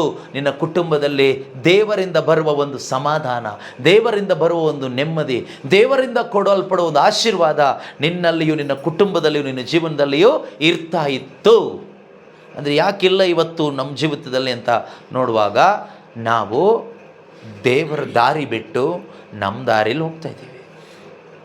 ಮತ್ತೆ ಹೇಳ್ತೇನೆ, ನೀವು ಯಾವುದೇ ಪ್ರಾರ್ಥನೆ ಮಾಡಿದರೂ ಇದು ಸಿಗುವಂಥದ್ದಲ್ಲ. ಅದು ದೇವರಿಂದ ಬರುವ ಸಮಾಧಾನ ಇದೆಯಲ್ವಾ, ದೇವರಿಂದ ಸಿಗುವಂಥ ಆಶೀರ್ವಾದ, ದೇವರಿಂದ ಸಿಗುವ ಒಳಿತು ನಮಗೆ ಪ್ರಾರ್ಥನೆಯಿಂದ ಸಿಗುವಂಥದ್ದಲ್ಲ. ಪ್ರಾರ್ಥನೆ ಮಾಡಬೇಕು, ಪ್ರಾರ್ಥನೆ ಮಾಡಲೇಬೇಕು, ಆದರೆ ಪ್ರಾರ್ಥನೆಯಿಂದ ಸಿಗುವಂಥದ್ದಲ್ಲ. ಅಥವಾ ಯಾವುದೋ ಚರ್ಚಿಂದನೋ, ಪುಣ್ಯಕ್ಷೇತ್ರದಿಂದನೋ, ಅಥವಾ ಯಾವುದೋ ಪುಣ್ಯ ಕಾರ್ಯದಿಂದನೋ, ಅಥವಾ ಯಾವುದೋ ಸಂಪ್ರದಾಯದಿಂದನೋ ಸಿಗುವಂಥದ್ದಲ್ಲ. ಅದು ಸಿಗುವಂಥದ್ದು ನೀನು ದೇವರ ದಾರಿಯಲ್ಲಿ ನಡೆಯುವಾಗ ಸಿಗುವಂಥದ್ದು. ದೇವರ ದಾರಿಯಲ್ಲಿ ನಡೆಯೋದು ಅಂದರೆ ಏನು? ದೇವರ ವಾಕ್ಯವನ್ನು ಅನುಸರಣೆ ಮಾಡಿ ಜೀವಿಸೋದು. ಮತ್ತೆ ಹೇಳ್ತೀನಿ, ದೇವರ ವಾಕ್ಯ ನಮಗೆ ಅನುಸರಣೆ ಮಾಡಲಿಕ್ಕೆ ಆಗಬೇಕಾದ್ರೆ ನಮ್ಮ ಒಳಗಡೆ ಪರಿಶುದ್ಧಾತ್ಮರಿದ್ದರೆ ಮಾತ್ರನೇ ಸಾಧ್ಯ. ದೇವರು ಕೊಟ್ಟಂತಹ ದೇವರ ಆತ್ಮ ನಿನ್ನ ಒಳಗಡೆ ಇದ್ದರೆ ಮಾತ್ರನೇ ಸಾಧ್ಯ ಅವರ ದಾರಿಯಲ್ಲಿ ನಡೀಲಿಕ್ಕೆ. ಒಂದು. ಎರಡನೇದು, ನಮ್ಮ ಒಳಗೆ ದೇವರು ಕೊಟ್ಟಂತಹ ವಿಶ್ವಾಸ ನಮ್ಮ ಒಳಗಡೆ ಇದ್ದರೆ ಮಾತ್ರನೇ ಸಾಧ್ಯ ಅವರ ದಾರಿಯಲ್ಲಿ ನಡೀಲಿಕ್ಕೆ. ಪವಿತ್ರಾತ್ಮನ ಸಹಾಯವಿಲ್ಲದೆ, ವಿಶ್ವಾಸ ಇಲ್ಲದೆ ನಮ್ಮಲ್ಲಿ ಯಾರಿಗೂ ಕೂಡ ದೇವರ ದಾರಿಯಲ್ಲಿ ನಡೀಲಿಕ್ಕಾಗಲ್ಲ. ನಾವು ನಮ್ಮ ದಾರಿಯಲ್ಲಿ ನಡೀತೀವಿ, ಇವರು ಹೇಳಿದ ದಾರಿಯಲ್ಲೆಲ್ಲ ನಡೀತೀವಿ. ಆದರೆ ಏನಾದರೂ ಪ್ರಯೋಜನ ಇದೆಯಾ ಕೇಳಿದರೆ ಏನೂ ಪ್ರಯೋಜನ ಇಲ್ಲ. ದೇವರ ದಾರಿಯಲ್ಲಿ ನಡೆದ್ರೆ ನಮಗೆ ಏನು ಸಿಗುತ್ತಪ್ಪ ಅಂದರೆ, ನಮಗೆ ನಿತ್ಯ ಜೀವ ಸಿಗುತ್ತೆ. ಏನು ಸಿಗುತ್ತೆ? ನಿತ್ಯ ಜೀವ. ಇನ್ನು ನೀವು ಪ್ರಪಂಚದಲ್ಲಿ ನೀವೆಲ್ಲ ಸಿಕ್ಕಿ ಕೊನೆಯಲ್ಲಿ ನಿಮ್ಮ ಆತ್ಮಕ್ಕೆ ಸಿಗಬೇಕಾದ ರಕ್ಷಣೆ, ನಿತ್ಯ ಜೀವ ನಿಮಗೆ ಸಿಗದೇ ಇದ್ದರೆ ಅದು ದೊಡ್ಡ ಒಂದು ನಷ್ಟ ಮತ್ತು ದುರಂತ. ಈ ಒಂದು ಸತ್ಯದ ಅರಿವು ಇವತ್ತು ಎಷ್ಟೋ ಜನಕ್ಕಿಲ್ಲ. ಏನು ಹೇಳ್ತಾರೆ ಗೊತ್ತಾ? ನಾವು ಇಲ್ಲಿ ಬದುಕಿದಾಗ ಚೆನ್ನಾಗಿರ್ಬೇಕಷ್ಟೆ. ನೀನೇನು ಪರ್ಮನೆಂಟ್ ಬದುಕ್ತೀಯಾ? ಇಲ್ಲಿ ಈ ಊರಲ್ಲಿ, ಈ ಮನೆಯಲ್ಲಿ, ಈ ಪ್ರಪಂಚದಲ್ಲಿ, ಈ ದೇಹದಲ್ಲಿ ನೀನು ಶಾಶ್ವತವಾಗಿ ಬದುಕ್ತೀಯಾ? ಖಂಡಿತ ಬದುಕೋದಿಲ್ಲ. ನಾನು ಬದುಕೋದಿಲ್ಲ, ನೀವು ಬದುಕೋದಿಲ್ಲ, ಇದುವರೆಗೂ ಯಾರೂ ಬದುಕಿಲ್ಲ. ಇದುವರೆಗೂ ಈ ಪ್ರಪಂಚದಲ್ಲಿ ಈ ದೇಹದಲ್ಲಿ ಯಾರೂ ಕೂಡ ಶಾಶ್ವತವಾಗಿ ಬದುಕಿಲ್ಲ. ಎಲ್ಲರೂ ಕೂಡ ಸತ್ತು ಹೋದರು. ದೇಹವನ್ನು ತ್ಯಜಿಸಿ, ಲೋಕವನ್ನು ತ್ಯಜಿಸಿ, ಮನೆಯನ್ನು ತ್ಯಜಿಸಿ, ಅವ್ರನ್ನ ತ್ಯಜಿಸಿ, ಎಲ್ಲವನ್ನು ತ್ಯಜಿಸಿ ಹೋಗಿದ್ದಾರೆ, ಬೇರ್ಪಟ್ಟು ಹೋಗಿದ್ದಾರೆ, ಮೃತರಾಗಿದ್ದಾರೆ. ನಾವು ಒಂದು ದಿನ ಮೃತರಾಗ್ತೀವಿ, ಸಾಯ್ತೀವಿ. ಸಾವು ಅನ್ನೋದು ಪ್ರತಿಯೊಬ್ಬ ಮನುಷ್ಯನಿಗೂ ಬರುತ್ತೆ. ಸ್ವಲ್ಪ ಸಮಯ ಮಾತ್ರ ಈ ದೇಹದ ಒಳಗಡೆ ಅಥವಾ ಈ ಲೋಕದಲ್ಲಿ ನಾವು ಇರ್ತೀವಿ. ದೇವರು ನಮ್ಮನ್ನು ಇರಿಸಿದ್ದಾರೆ. ಇದಾದ ನಂತರ ಹೋಗ್ತೀವಿ. ಆದರೆ ಆತ್ಮ ದೇವರು ಸೃಷ್ಟಿ ಮಾಡಿರೋದು, ಆತ್ಮ ದೇವರು ಸೃಷ್ಟಿ ಮಾಡಿರೋದು, ಅದಕ್ಕೆ ಸಾವಿಲ್ಲದಂತೆ ಸೃಷ್ಟಿ ಮಾಡಿದ್ದಾರೆ. God created human spirit without death. ಮರಣವಿಲ್ಲದ ಹಾಗೆ ದೇವರು ಮನುಷ್ಯನ ಆತ್ಮವನ್ನು ಸೃಷ್ಟಿ ಮಾಡಿದ್ದಾರೆ, ಅಂದರೆ ಸಾವಿಲ್ಲ ಅದಕ್ಕೆ. ಆದರೆ ಯಾವಾಗ ಮನುಷ್ಯ ಪಾಪ ಮಾಡಿದ್ನೋ ಮನುಷ್ಯನ ಆತ್ಮ ದೇವರಿಂದ ಬೇರ್ಪಡುತ್ತೆ. That is called spiritual death, ಆತ್ಮಿಕ ಮರಣ. ಆ ರೀತಿ ಆತ್ಮಿಕವಾಗಿ ದೇವರಿಂದ ಬೇರ್ಪಟ್ಟ ಆತ್ಮ ಒಂದು ದಿನ ಕೊನೆಗೆ ತಲುಪುವ ಸ್ಥಳನೇ ನರಕ, ನಿತ್ಯ ನರಕ, ನಿತ್ಯಾಗ್ನಿ. ದೇವರು ಕೊಟ್ಟ ಜೀವವಾದ ಪರಿಶುದ್ಧಾತ್ಮನ ಪಡ್ಕೊಂಡು ದೇವರ ಸಂಬಂಧದಲ್ಲಿ ಬದುಕುವಂಥ ಒಂದು ಆತ್ಮ ಕೊನೆಯಲ್ಲಿ ಹೋಗಿ ತಲುಪುವಂಥ ಸ್ಥಳನೇ ಸ್ವರ್ಗ ರಾಜ್ಯ. ಇದು ಎರಡು ಸ್ಥಳದಲ್ಲೂ ಈ ಆತ್ಮ ಇರುತ್ತೆ. ನರಕದಲ್ಲೂ ಆತ್ಮ ಇರ್ಬೋದು, ಸ್ವರ್ಗದಲ್ಲೂ ಇರ್ಬೋದು ನಿನ್ನ ಆತ್ಮ. ಬಟ್ ನೀನು ತೀರ್ಮಾನ ಮಾಡಬೇಕು ನೀನು ಎಲ್ಲಿ ಹೋಗಬೇಕು ಅಂತ. ಸ್ವರ್ಗದಲ್ಲಿ ಶಾಶ್ವತವಾಗಿ ಬದುಕಬೇಕಾ, ನರಕದಲ್ಲಿ ಶಾಶ್ವತವಾಗಿ ಬದುಕಬೇಕಾ ಅಂತ. ಎರಡೂ ಕಡೆಯೂ ಶಾಶ್ವತನೇ ಜೀವನ, ಇಟರ್ನಲ್ ಲೈಫೇ. Eternally you live either in hell or in heaven. ಭೂಮಿಯಲ್ಲಿ ಚಾನ್ಸ್ ಇಲ್ಲ. ಈ ಲೋಕ ಬಿಟ್ಟ ನಂತರ, ಈ ದೇಹ ಬಿಟ್ಟ ನಂತರ ನಿನ್ನ ಆತ್ಮ ಇದೆಯಲ್ವಾ, ಇಫ್ ಇಟ್ ಈಸ್ ಡೆತ್, ಸತ್ತು ಹೋದ ಆತ್ಮ ಆಗಿದ್ದರೆ, ಅಂದರೆ ಪರಿಶುದ್ಧಾತ್ಮರನ್ನು ಹೊಂದಿಕೊಳ್ಳದೆ ಇರುವಂಥ ಆತ್ಮ ಆಗಿದ್ದರೆ, ಪವಿತ್ರಾತ್ಮರನ್ನು ಸ್ವೀಕಾರ ಮಾಡದೆ ನೀನು ಇಲ್ಲಿಂದ ಸತ್ತು ಹೋಗ್ಬಿಟ್ಟೆ ಅಂತ ಇಟ್ಕೋ, ಎಲ್ಲಿಗೋಗ್ತೀಯ? ಅದು ಹೋಗೋದು ನರಕಕ್ಕೆ. ಆದರೆ ಪವಿತ್ರಾತ್ಮರನ್ನು ಪಡ್ಕೊಂಡು ನೀನು ಇಲ್ಲಿ ಬದುಕ್ತೀಯ, ಒಂದಿನ ಸತ್ತು ಹೋಗ್ತೀಯ. ಸತ್ತಾಗ ಎಲ್ಲಿ ಹೋಗ್ತೀಯ? ಸ್ವರ್ಗ ರಾಜ್ಯಕ್ಕೆ ಹೋಗ್ತೀಯ. ಯಾವ ರೀತಿ ಅಂದರೆ, ನಿಮ್ಮ ಮನೆಯಲ್ಲಿ ಒಂದು ಬುಟ್ಟಿ ತುಂಬ ಹಣ್ಣಿದೆ, ತರಕಾರಿ ಇದೆ ಅಥವಾ ಹಣ್ಣಿದೆ, ವೆಜಿಟೇಬಲ್ಸ್. ಅದರಲ್ಲಿ ಒಳ್ಳೆಯದನ್ನು ಕಟ್ ಮಾಡಿ ಸಾಂಬಾರ್ಗೆ ಹಾಕಿ ಊಟ ಮಾಡ್ತೀವಿ, ಅದರಲ್ಲಿ ಕೊಳ್ತೋಗಿರೋದನ್ನು ಡಸ್ಟ್ಬಿನ್ನಿಗೆ ಹಾಕ್ತೀವಿ. ಅದೇ ರೀತಿಯಲ್ಲಿ ನಾವೆಲ್ಲರೂ ಒಂದು ಬುಟ್ಟಿಲಿರೋ ಹಣ್ಣುಗಳು. ನಿಮ್ಮಲ್ಲಿ ಯಾರ್ದು ಕೊಳ್ತಿದೆಯೋ ಯಾರ್ದು ಸರಿ ಇದೆಯೋ ನನಗೆ ಗೊತ್ತಿಲ್ಲ, ಆದರೆ ನಿನ್ನ ಒಳಗಡೆ ಪರಿಶುದ್ಧಾತ್ಮರಿದ್ದರೆ ಖಂಡಿತವಾಗಲೂ ದೇವರ ದೃಷ್ಟಿಯಲ್ಲಿ ನೀನು ಒಳ್ಳೆಯ ಒಂದು ತರಕಾರಿ, ಒಳ್ಳೆಯ ಒಂದು ಹಣ್ಣು. ದೇವ್ರೇನು ಮಾಡ್ತಾರೆ? ದೇವರು ನಿನ್ನನ್ನು ಸ್ವರ್ಗದ ಒಳಗಡೆ ಹಾಕ್ತಾರೆ. ಆದರೆ ಕೊಳ್ತೋಗಿರೋ ಹಣ್ಣಾದರೆ, ಕೆಲವು ಟೊಮಾಟೊ ಹಣ್ಣು ಹೇಗೆ ಕಾಣಿಸುತ್ತೆ ಗೊತ್ತಾ? ಹೊರಗಡೆ ಎಲ್ಲ ತುಂಬ ಚೆನ್ನಾಗಿ ಕಾಣಿಸುತ್ತೆ, ಹುಳ ಕಾಣಿಸೋದಿಲ್ಲ. ಆದರೆ ಅದನ್ನು ಪ್ರೆಸ್ ಮಾಡಿ ನೋಡಿದರೆ ಗೊತ್ತಾಗುತ್ತೆ, ಎಲ್ಲ ಒಳಗಡೆ ಕೊಳ್ತೋಗಿರುತ್ತೆ, ಒಳಗಡೆ ಪೂರ್ತಿ ಹುಳ ಇರುತ್ತೆ. ನಮ್ಮಲ್ಲಿ ಅನೇಕರು ಹಾಗೇ ಇದ್ದೀವಿ. ಹೊರಗಡೆ ನಾವು ಪವಿತ್ರಾತ್ಮ ಇರುವವರ ಥರ ಕಾಣ್ತೀವಿ, ಆದರೆ ಒಳಗಡೆ ಆತ್ಮ ಸತ್ತ ಅವಸ್ಥೆಯಲ್ಲಿರ್ತದೆ. ಆದರೆ ದೇವರಿಗೆ ನಮ್ಮ ಹೃದಯ ಕಾಣಿಸ್ತದೆ. ಪ್ರೀತಿಯ ಸಹೋದರ ಸಹೋದರಿಯರೇ, ದೇವರಿಗೆ ನಮ್ಮ ಹೃದಯ ಕಾಣಿಸ್ತದೆ. ಈಗ ನಿಮ್ಮಲ್ಲಿ ಪರಿಶುದ್ಧಾತ್ಮರು ಇದ್ದಾರೋ ಇಲ್ಲೋ ಅಂತ ಹೇಗೆ ಕಂಡುಕೋಬೋದು ಕೇಳಿದರೆ, ನಿಮ್ಮಲ್ಲಿ ಪರಿಶುದ್ಧಾತ್ಮರು ಇದ್ದಿದ್ದೇ ಆದರೆ ನಿಮ್ಮ ಒಳಗಡೆ ಒಂದು ಆಸೆ ಬರುತ್ತೆ. ಪರಿಶುದ್ಧಾತ್ಮರೊಂದು ಆಸೆಯನ್ನು ಉಂಟು ಮಾಡ್ತಾರೆ. ಏನು ಆಸೆ ಉಂಟು ಮಾಡ್ತಾರೆ ಗೊತ್ತಾ? ಈ ದೇಹದ ಮುಖಾಂತರ ದೇವರಿಗೆ ಮಹಿಮೆ ಆಗಬೇಕು, ಈ ದೇಹ ದೇವರ ಆಲಯ ಎಂಬ ಆಲೋಚನೆ ಪರಿಶುದ್ಧಾತ್ಮರು ನಿನಗೆ ಕೊಟ್ಟೇ ಕೊಡ್ತಾರೆ. ಇಲ್ಲದೇ ಇದ್ದರೆ ತಿನ್ನು, ಕುಡಿ, ಮಜಾ ಮಾಡು, ಭಾನುವಾರ ಚರ್ಚಿಗೆ ಹೋಗು, ಒಂದಿಷ್ಟು ಪ್ರಾರ್ಥನೆ ಮಾಡು, ಅದು ಮಾಡು, ಇದು ಮಾಡು, ಸಂಪ್ರದಾಯ ಎಲ್ಲ ಮಾಡು, ಈಸ್ಟರ್ ಮಾಡು, ಕ್ರಿಸ್ಮಸ್ ಮಾಡು, ಹಬ್ಬ ಮಾಡು, ಇದೆಲ್ಲ ಮಾಡ್ತೀವಿ. ಆದರೆ ಈ ಆಸೆ ಬರಲ್ಲ. ಈ ದೇಹ ದೇವರ ಆಲಯ, ನನ್ನ ದೇಹ ಈಗ ದೇವರ ಆಲಯವಾಗಿದೆ. ಇನ್ನು ಮುಂದೆ ಈ ದೇಹದ ಮುಖಾಂತರ ದೇವರಿಗೆ ಮಹಿಮೆ ಆಗುವ ಒಂದು ಜೀವನವನ್ನು ನಾನು ಜೀವಿಸಬೇಕು ಎಂಬ ಒಂದು ಆಸೆ ನಮ್ಮೊಳಗಡೆ ಬರೋದೇ ಇಲ್ಲ. ಆಸೆ ಏನು ಬರುತ್ತೆ ಗೊತ್ತಾ? ದೇವರ ಹತ್ರ ಪ್ರಾರ್ಥಿಸಬೇಕು. ಯಾಕೆ ಪ್ರಾರ್ಥಿಸಬೇಕು? ಒಳ್ಳೆಯದಾಗಲಿಕ್ಕೆ. ಇದು ಬರುತ್ತೆ. ಇದಕ್ಕೆ ನಿನಗೆ ಪರಿಶುದ್ಧಾತ್ಮರೇನು ಬೇಕಾಗಿಲ್ಲ. ಅದೇ ನಾನು ಹೇಳ್ತಾ ಬಂದಿದ್ದು. ಚರ್ಚಿಗೆ ಹೋಗ್ಲಿಕ್ಕಾಗಲಿ, ಪ್ರಾರ್ಥನೆ ಮಾಡಲಿಕ್ಕಾಗಲಿ, ನಾವೇನು ಇವತ್ತು ಮಾಡ್ಕೊಂಡು ಹೋಗ್ತಾ ಇದ್ದೀವೋ ಪ್ರಾರ್ಥನೆಗಳು, ಸೋ ಕಾಲ್ಡ್ ಪ್ರೇಯರ್ಸ್, ಅದಕ್ಕೇನು ಪರಿಶುದ್ಧಾತ್ಮರು ಬೇಕಾಗಿಲ್ಲ. ಅದು ಬಾಯ್ಪಾಠ ಮಾಡ್ಕೊಂಡು ಹೊಡ್ಕೊಂಡು ಹೋಗ್ತಾ ಇರ್ಬೋದು. ಸ್ವರ್ಗದಲ್ಲಿರುವ ನಮ್ಮ ತಂದೆ, ನಿಮ್ಮ ನಾಮಕ್ಕೆ ಸ್ತೋತ್ರವಾಗಲಿ, ನಿಮ್ಮ ರಾಜ್ಯ ಬರಲಿ ಅಂತ ಹೇಳಲಿಕ್ಕೆ ಪರಿಶುದ್ಧಾತ್ಮರು ಬೇಕಾಗಿಲ್ಲ. ನಮೋ ಮರಿಯೇ ವರಪ್ರಸಾದ ಪೂರ್ಣೆ, ಪ್ರಭು ನಿಮ್ಮೊಡನೆ ಇದ್ದಾರೆ ಅಂತ ಹೇಳಲಿಕ್ಕೆ ಪವಿತ್ರಾತ್ಮರು ಬೇಕಾಗಿಲ್ಲ. ಬೈಬಲ್ ತೆಗೆದು ಓದಲಿಕ್ಕೂ ಪವಿತ್ರಾತ್ಮರು ಬೇಕಾಗಿಲ್ಲ. ಶರೀರದಲ್ಲಿ ಜೀವ ಇದ್ದರೆ ಸಾಕು, ಓದು ಬರ ಗೊತ್ತಿದ್ದರೆ ಸಾಕು. ಆದರೆ ಈ ದೇವರ ವಾಕ್ಯ ಓದಿದ್ದನ್ನು ಅನುಸರಣೆ ಮಾಡಲಿಕ್ಕೆ ನಮಗೆ ಮನಸ್ಸು ಕೊಡುವವರೇ ಪವಿತ್ರಾತ್ಮರು. ಪವಿತ್ರಾತ್ಮರು ದೇವರ ವಾಕ್ಯ ಓದುವಾಗ ಇದನ್ನು ಅನುಸರಣೆ ಮಾಡಲಿಕ್ಕೆ ನಮಗೆ ಮನಸ್ಸು ಕೊಡ್ತಾರೆ, ಒತ್ತಾಯ ಪಡಿಸ್ತಾರೆ. Holy spirit will inspire us to obey the word of God. Without the help of the Holi spirit we cannot obey the word of God. ದೇವರ ವಾಕ್ಯವನ್ನು ನಮಗೆ ಅನುಸರಣೆ ಮಾಡಲಿಕ್ಕೆ ದೇವರ ಆತ್ಮನ ಸಹಾಯ ಇಲ್ಲದೆ ಖಂಡಿತವಾಗಲು ಪ್ರೀತಿಯ ಸಹೋದರ ಸಹೋದರಿಯರೇ ಸಾಧ್ಯ ಇಲ್ಲ. ನೀವು ಕೇಳ್ಬೋದು, ಯಾಕೆ ಅನುಸರಣೆ ಮಾಡಬೇಕು ಅಂತ. ಯಾಕೆ ಅನುಸರಣೆ ಮಾಡಬೇಕು ಅಂದರೆ ನಾನು ಪ್ರಾರಂಭದಲ್ಲೇ ಹೇಳಿದೆ, ದೇವರು ನಮ್ಮನ್ನು ಸೃಷ್ಟಿ ಮಾಡಿರೋದೇ ಅವ್ರ ವಾಕ್ಯ ಅನುಸರಣೆ ಮಾಡಲಿಕ್ಕೆ. ಬೇರೆ ಏನೂ ಇಲ್ಲ ನಮಗೆ ಕೆಲಸ ಈ ಪ್ರಪಂಚದಲ್ಲಿ. ಇವತ್ತು ನಾವು ಹೇಳ್ತೀವಲ್ವ, ನನಗೆ ಆ ಕೆಲಸ ಇದೆ, ಈ ಕೆಲಸ ಇದೆ, ತುಂಬ ಕೆಲಸ ಇದೆ, ಕೆಲಸನೋ ಕೆಲಸ, ನೋ ಟೈಮ್, ಫುಲ್ ಕಮಿಟ್ಮೆಂಟ್, ನನಗೆ ತುಂಬ ಜಾಬ್ ಇದೆ, ವರ್ಕ್ ಲೋಡ್ ತುಂಬ ಹೆವಿ ಲೋಡ್ ಇದೆ. ಆದರೆ ಇದು ಯಾವುದೂ ಅಲ್ಲ ನಿನ್ನ ಕೆಲಸ. ನಿನ್ನ ಕೆಲಸ ಒಂದೇ. ನಿನ್ನನ್ನು ಇಲ್ಲಿಗೆ ಯಾರು ಕಳಿಸಿದ್ರು ಈ ಭೂಮಿಗೆ, ಅವ್ರು ಏನು ಹೇಳ್ತಾರೋ ಅದನ್ನು ಮಾಡೋದೇ ನಿನ್ನ ಕೆಲಸ. ಈ ಭೂಮಿಗೆ ಯಾರು ಕಳಿಸಿದ್ದು? ನಮ್ಮನ್ನು ದೇವರು ಕಳಿಸ್ಕೊಟ್ಟಿದ್ದಾರೆ. ಅವ್ರು ಏನು ಹೇಳ್ತಾರೋ ಅದನ್ನು ಸರಿಯಾಗಿ ಕೇಳಿಸ್ಕೋಬೇಕು, ಅದನ್ನು ಮಾಡಬೇಕು ಅಷ್ಟೇ. ಅವ್ರು ಏನು ಹೇಳ್ತಾರೆ ಅನ್ನೋದು ಹೇಗೆ ಗೊತ್ತಾಗುತ್ತೆ ನಮಗೆ? ಈ ಪುಸ್ತಕದಲ್ಲಿದೆ. ಇದನ್ನು ಮಾಡೋದೇ ನಮ್ಮ ಕೆಲಸ. ಯೆಹೋಶುವನ ಪುಸ್ತಕದಲ್ಲಿ ಅಧ್ಯಾಯ 1 ವಾಕ್ಯ 7, 8, 9ರಲ್ಲಿ ನಾವು ಓದ್ತೀವಿ. Joshua chapter 1 versus 7, 8 and 9.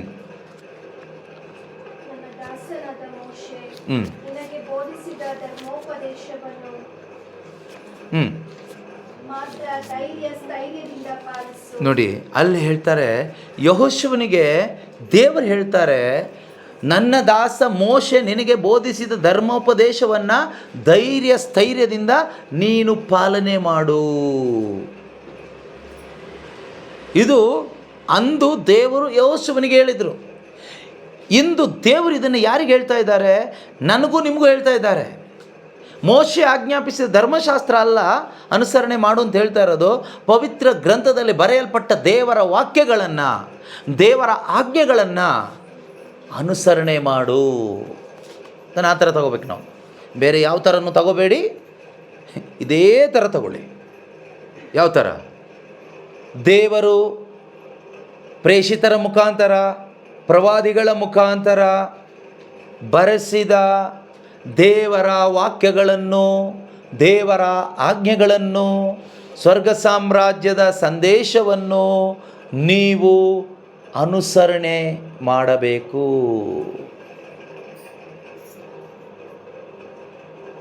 ಇದು ಇವತ್ತು ನಮಗೆ ದೇವರು ಹೇಳ್ತಾ ಇರೋದು. ಓದಿ ನೆಕ್ಸ್ಟ್.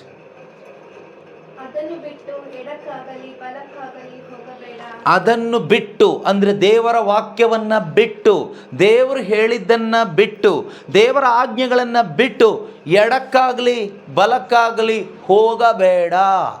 ಹೋದ್ರೆ ಏನಾಗುತ್ತೆ? ಕೆಟ್ಟದಾಗತ್ತೆ. ಹೋದ್ರೆ ಹಾಳಾಗ್ತೀವಿ. ದೇವ್ರು ಹೋಗಬೇಡ ಅಂತ ಹೇಳಿದ ಮೇಲೆ ಹೋಗಬಾರ್ದು. ಫ್ರೆಂಡ್ಸ್ ಕರೀತಾರೆ ಅಂತ ಹೋಗಬಾರ್ದು, ಅವ್ರು ಕರೀತಾರೆ ಅಂತ ಹೋಗಬಾರ್ದು, ಇವರೇನೋ ಕೊಡ್ತಾರೆ ಅಂತ ಹೋಗಬಾರ್ದು, ಇವರೇನೋ ಕಿತ್ಕೊಳ್ತಾರೆ ಅಂತಲೂ ಹೋಗಬಾರ್ದು. ದೇವರು ಏನು ಹೇಳಿದಾರೋ ಅದೇ ದಾರಿಯಲ್ಲಿ ಹೋಗಬೇಕು. ಇದು ದೇವರು ನಮಗೆ ಹೇಳುವಂಥ ಆಜ್ಞೆ. ಇಂದು ಯೆಹೋಶುವ ಇಲ್ಲಿಲ್ಲ ಭೂಮಿಯಲ್ಲಿ, ಆದರೆ ನಾನಿದ್ದೀನಿ, ನೀವಿದ್ದೀರಾ. ಯಾರೆಲ್ಲ ಈ ಸಂದೇಶವನ್ನು ಆಲಿಸ್ತಾ ಇದ್ದೀರೋ, ನೀವು ಒಬ್ಬೊಬ್ಬರು ಕೂಡ ಈ ಪ್ರಪಂಚದಲ್ಲಿ ಜೀವಂತವಾಗಿ ಇವತ್ತು ಬದುಕ್ತಾ ಇದ್ದೀರಾ. ನನಗೂ ನಿಮಗೂ ಹೇಳ್ತಾ ಇದ್ದಾರೆ ದೇವರು ಬರೆಸಿಕೊಟ್ಟ ಈ ಪವಿತ್ರ ಬೈಬಲ್ ಪುಸ್ತಕದಲ್ಲಿರುವ ಅವರ ಆಜ್ಞೆಗಳು, ಅವರ ಉಪದೇಶಗಳು, ಅವರ ವಾಕ್ಯಗಳು, ಇದನ್ನು ಬಿಟ್ಟು ಎಡಕ್ಕಾಗಲಿ ಬಲಕ್ಕಾಗಲಿ ಹೋಗಬಾರ್ದು. ಆಮೇಲೆ ಆಗ ಯಾವಾಗ ದೇವರ ವಾಕ್ಯ ಅನುಸರಿಸ್ತಾ ನೀನು ಬದುಕುವಾಗ ನೀನು ಎಲ್ಲಿ ಹೋದರೂ ಕೃತಾರ್ಥನಾಗುವೆ. Wherever you go you will be blessed, you will be prosperous. ನೀನು ಅಭಿವೃದ್ಧಿ ಹೊಂದುತ್ತೀಯ, ನಿನಗೆ ಒಳ್ಳೆಯದಾಗ್ತದೆ, ನಿನ್ನ ಮೇಲೆ ದೇವರ ಆಶೀರ್ವಾದ ಇರ್ತದೆ. ಅದು ಬಿಟ್ಬಿಟ್ಟು ಸುಮ್ಮನೆ ಹೊರಗಡೆ ಮಾತ್ರ ಪಿತನ ಸುತನ ಪವಿತ್ರಾತ್ಮನ ನಾಮದಲ್ಲಿ ಅಂತ ಒಂದು ಶಿಲುಬೆ ಗುರುತು ಹಾಕ್ಕೊಂಡು ಹೋದ ತಕ್ಷಣ ಏನೋ ಒಳ್ಳೆಯದಾಗುತ್ತೆ ಅಂತ ತಿಳ್ಕೊಬೇಡ. ಶಿಲುಬೆ ಗುರುತು ಹಾಕ್ಕೊಂಡು ಎಷ್ಟೋ ಜನ ಎಣ್ಣೆ ಹೊಡಿಲಿಕ್ಕೆ ಹೋಗೋರಿದ್ದಾರೆ. ಬೆಳಗ್ಗೆ ಶಿಲುಬೆ ಗುರುತು ಹಾಕ್ಕೊಂಡು ಎಷ್ಟೋ ಜನ ಕಳ್ಳ ಬಿಸ್ನೆಸ್ ಮಾಡೋರಿದ್ದಾರೆ. ಶಿಲುಬೆ ಗುರುತು ಹಾಕ್ಕೊಂಡು ಎಷ್ಟೋ ಜನ ಹೋಗಿ ಸುಳ್ಳು ಹೇಳೋರಿದ್ದಾರೆ, ಮೋಸ ಮಾಡೋರಿದ್ದಾರೆ. ಈಗ ಆ ಶಿಲುಬೆ ಗುರುತು ಅವ್ರನ್ನ ಕಾಪಾಡುತ್ತಾ? ಖಂಡಿತ ಕಾಪಾಡೋದಿಲ್ಲ.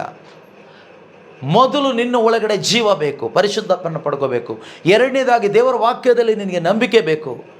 ಆ ದೇವರ ವಾಕ್ಯ ನೀನು ಅನುಸರಣೆ ಮಾಡ್ತಾ ಬದುಕುವಾಗ, ಆ ವಾಕ್ಯ ಬಿಟ್ಟು ದೇವರ ಆಜ್ಞೆಗಳನ್ನ ಬಿಟ್ಟು ಎಡಕ್ಕೆ ಬಲಕ್ಕೆ ಹೋಗದೇನೆ ನಿನ್ನ ನೇರವಾದ ದಾರಿಯಲ್ಲಿ ಹೋಗುವಾಗ ನಿನ್ನ ಜೀವನದಲ್ಲಿ ದೇವರ ಆಶೀರ್ವಾದ ಇರ್ತದೆ, ದೇವರ ಸಂರಕ್ಷಣೆ ಇರ್ತದೆ, ದೇವರ ಸಹಾಯ ಇರ್ತದೆ. ಅದು ಬಿಟ್ಬಿಟ್ಟು ನಾನು ಹುಟ್ಟು ಕ್ರಿಶ್ಚಿಯನ್, ನಾನು ಡೈಲಿ ಚರ್ಚಿಗೆ ಹೋಗ್ತೀನಿ ಮನೆಗೆ ಬರ್ತೀನಿ, ಚರ್ಚಿಗೆ ಹೋಗ್ತೀನಿ ಮನೆಗೆ ಬರ್ತೀನಿ ಅಂತ ಹೇಳಿಬಿಟ್ಟು ನಿನ್ನ ಜೊತೆಗೆ ದೇವರು ಇರ್ತಾರೆ ಅಥವಾ ದೇವರ ಆಶೀರ್ವಾದ ಇರ್ತಾರೋ ನನಗೆ ಗೊತ್ತಿಲ್ಲ. ಬೈಬಲ್ ಪ್ರಕಾರ ಇರೋದಿಲ್ಲ. ಇನ್ನು ನಿನ್ನ ಮೂಢನಂಬಿಕೆ ಪ್ರಕಾರ ಏನು ಹೇಳಲಿಕ್ಕಾಗುತ್ತೆ? ಇವತ್ತು ನಂಬಿಕೆಗಿಂತ ಮೂಢನಂಬಿಕೆನೇ ಜಾಸ್ತಿ ಇದೆ. ಎಲ್ಲಿ?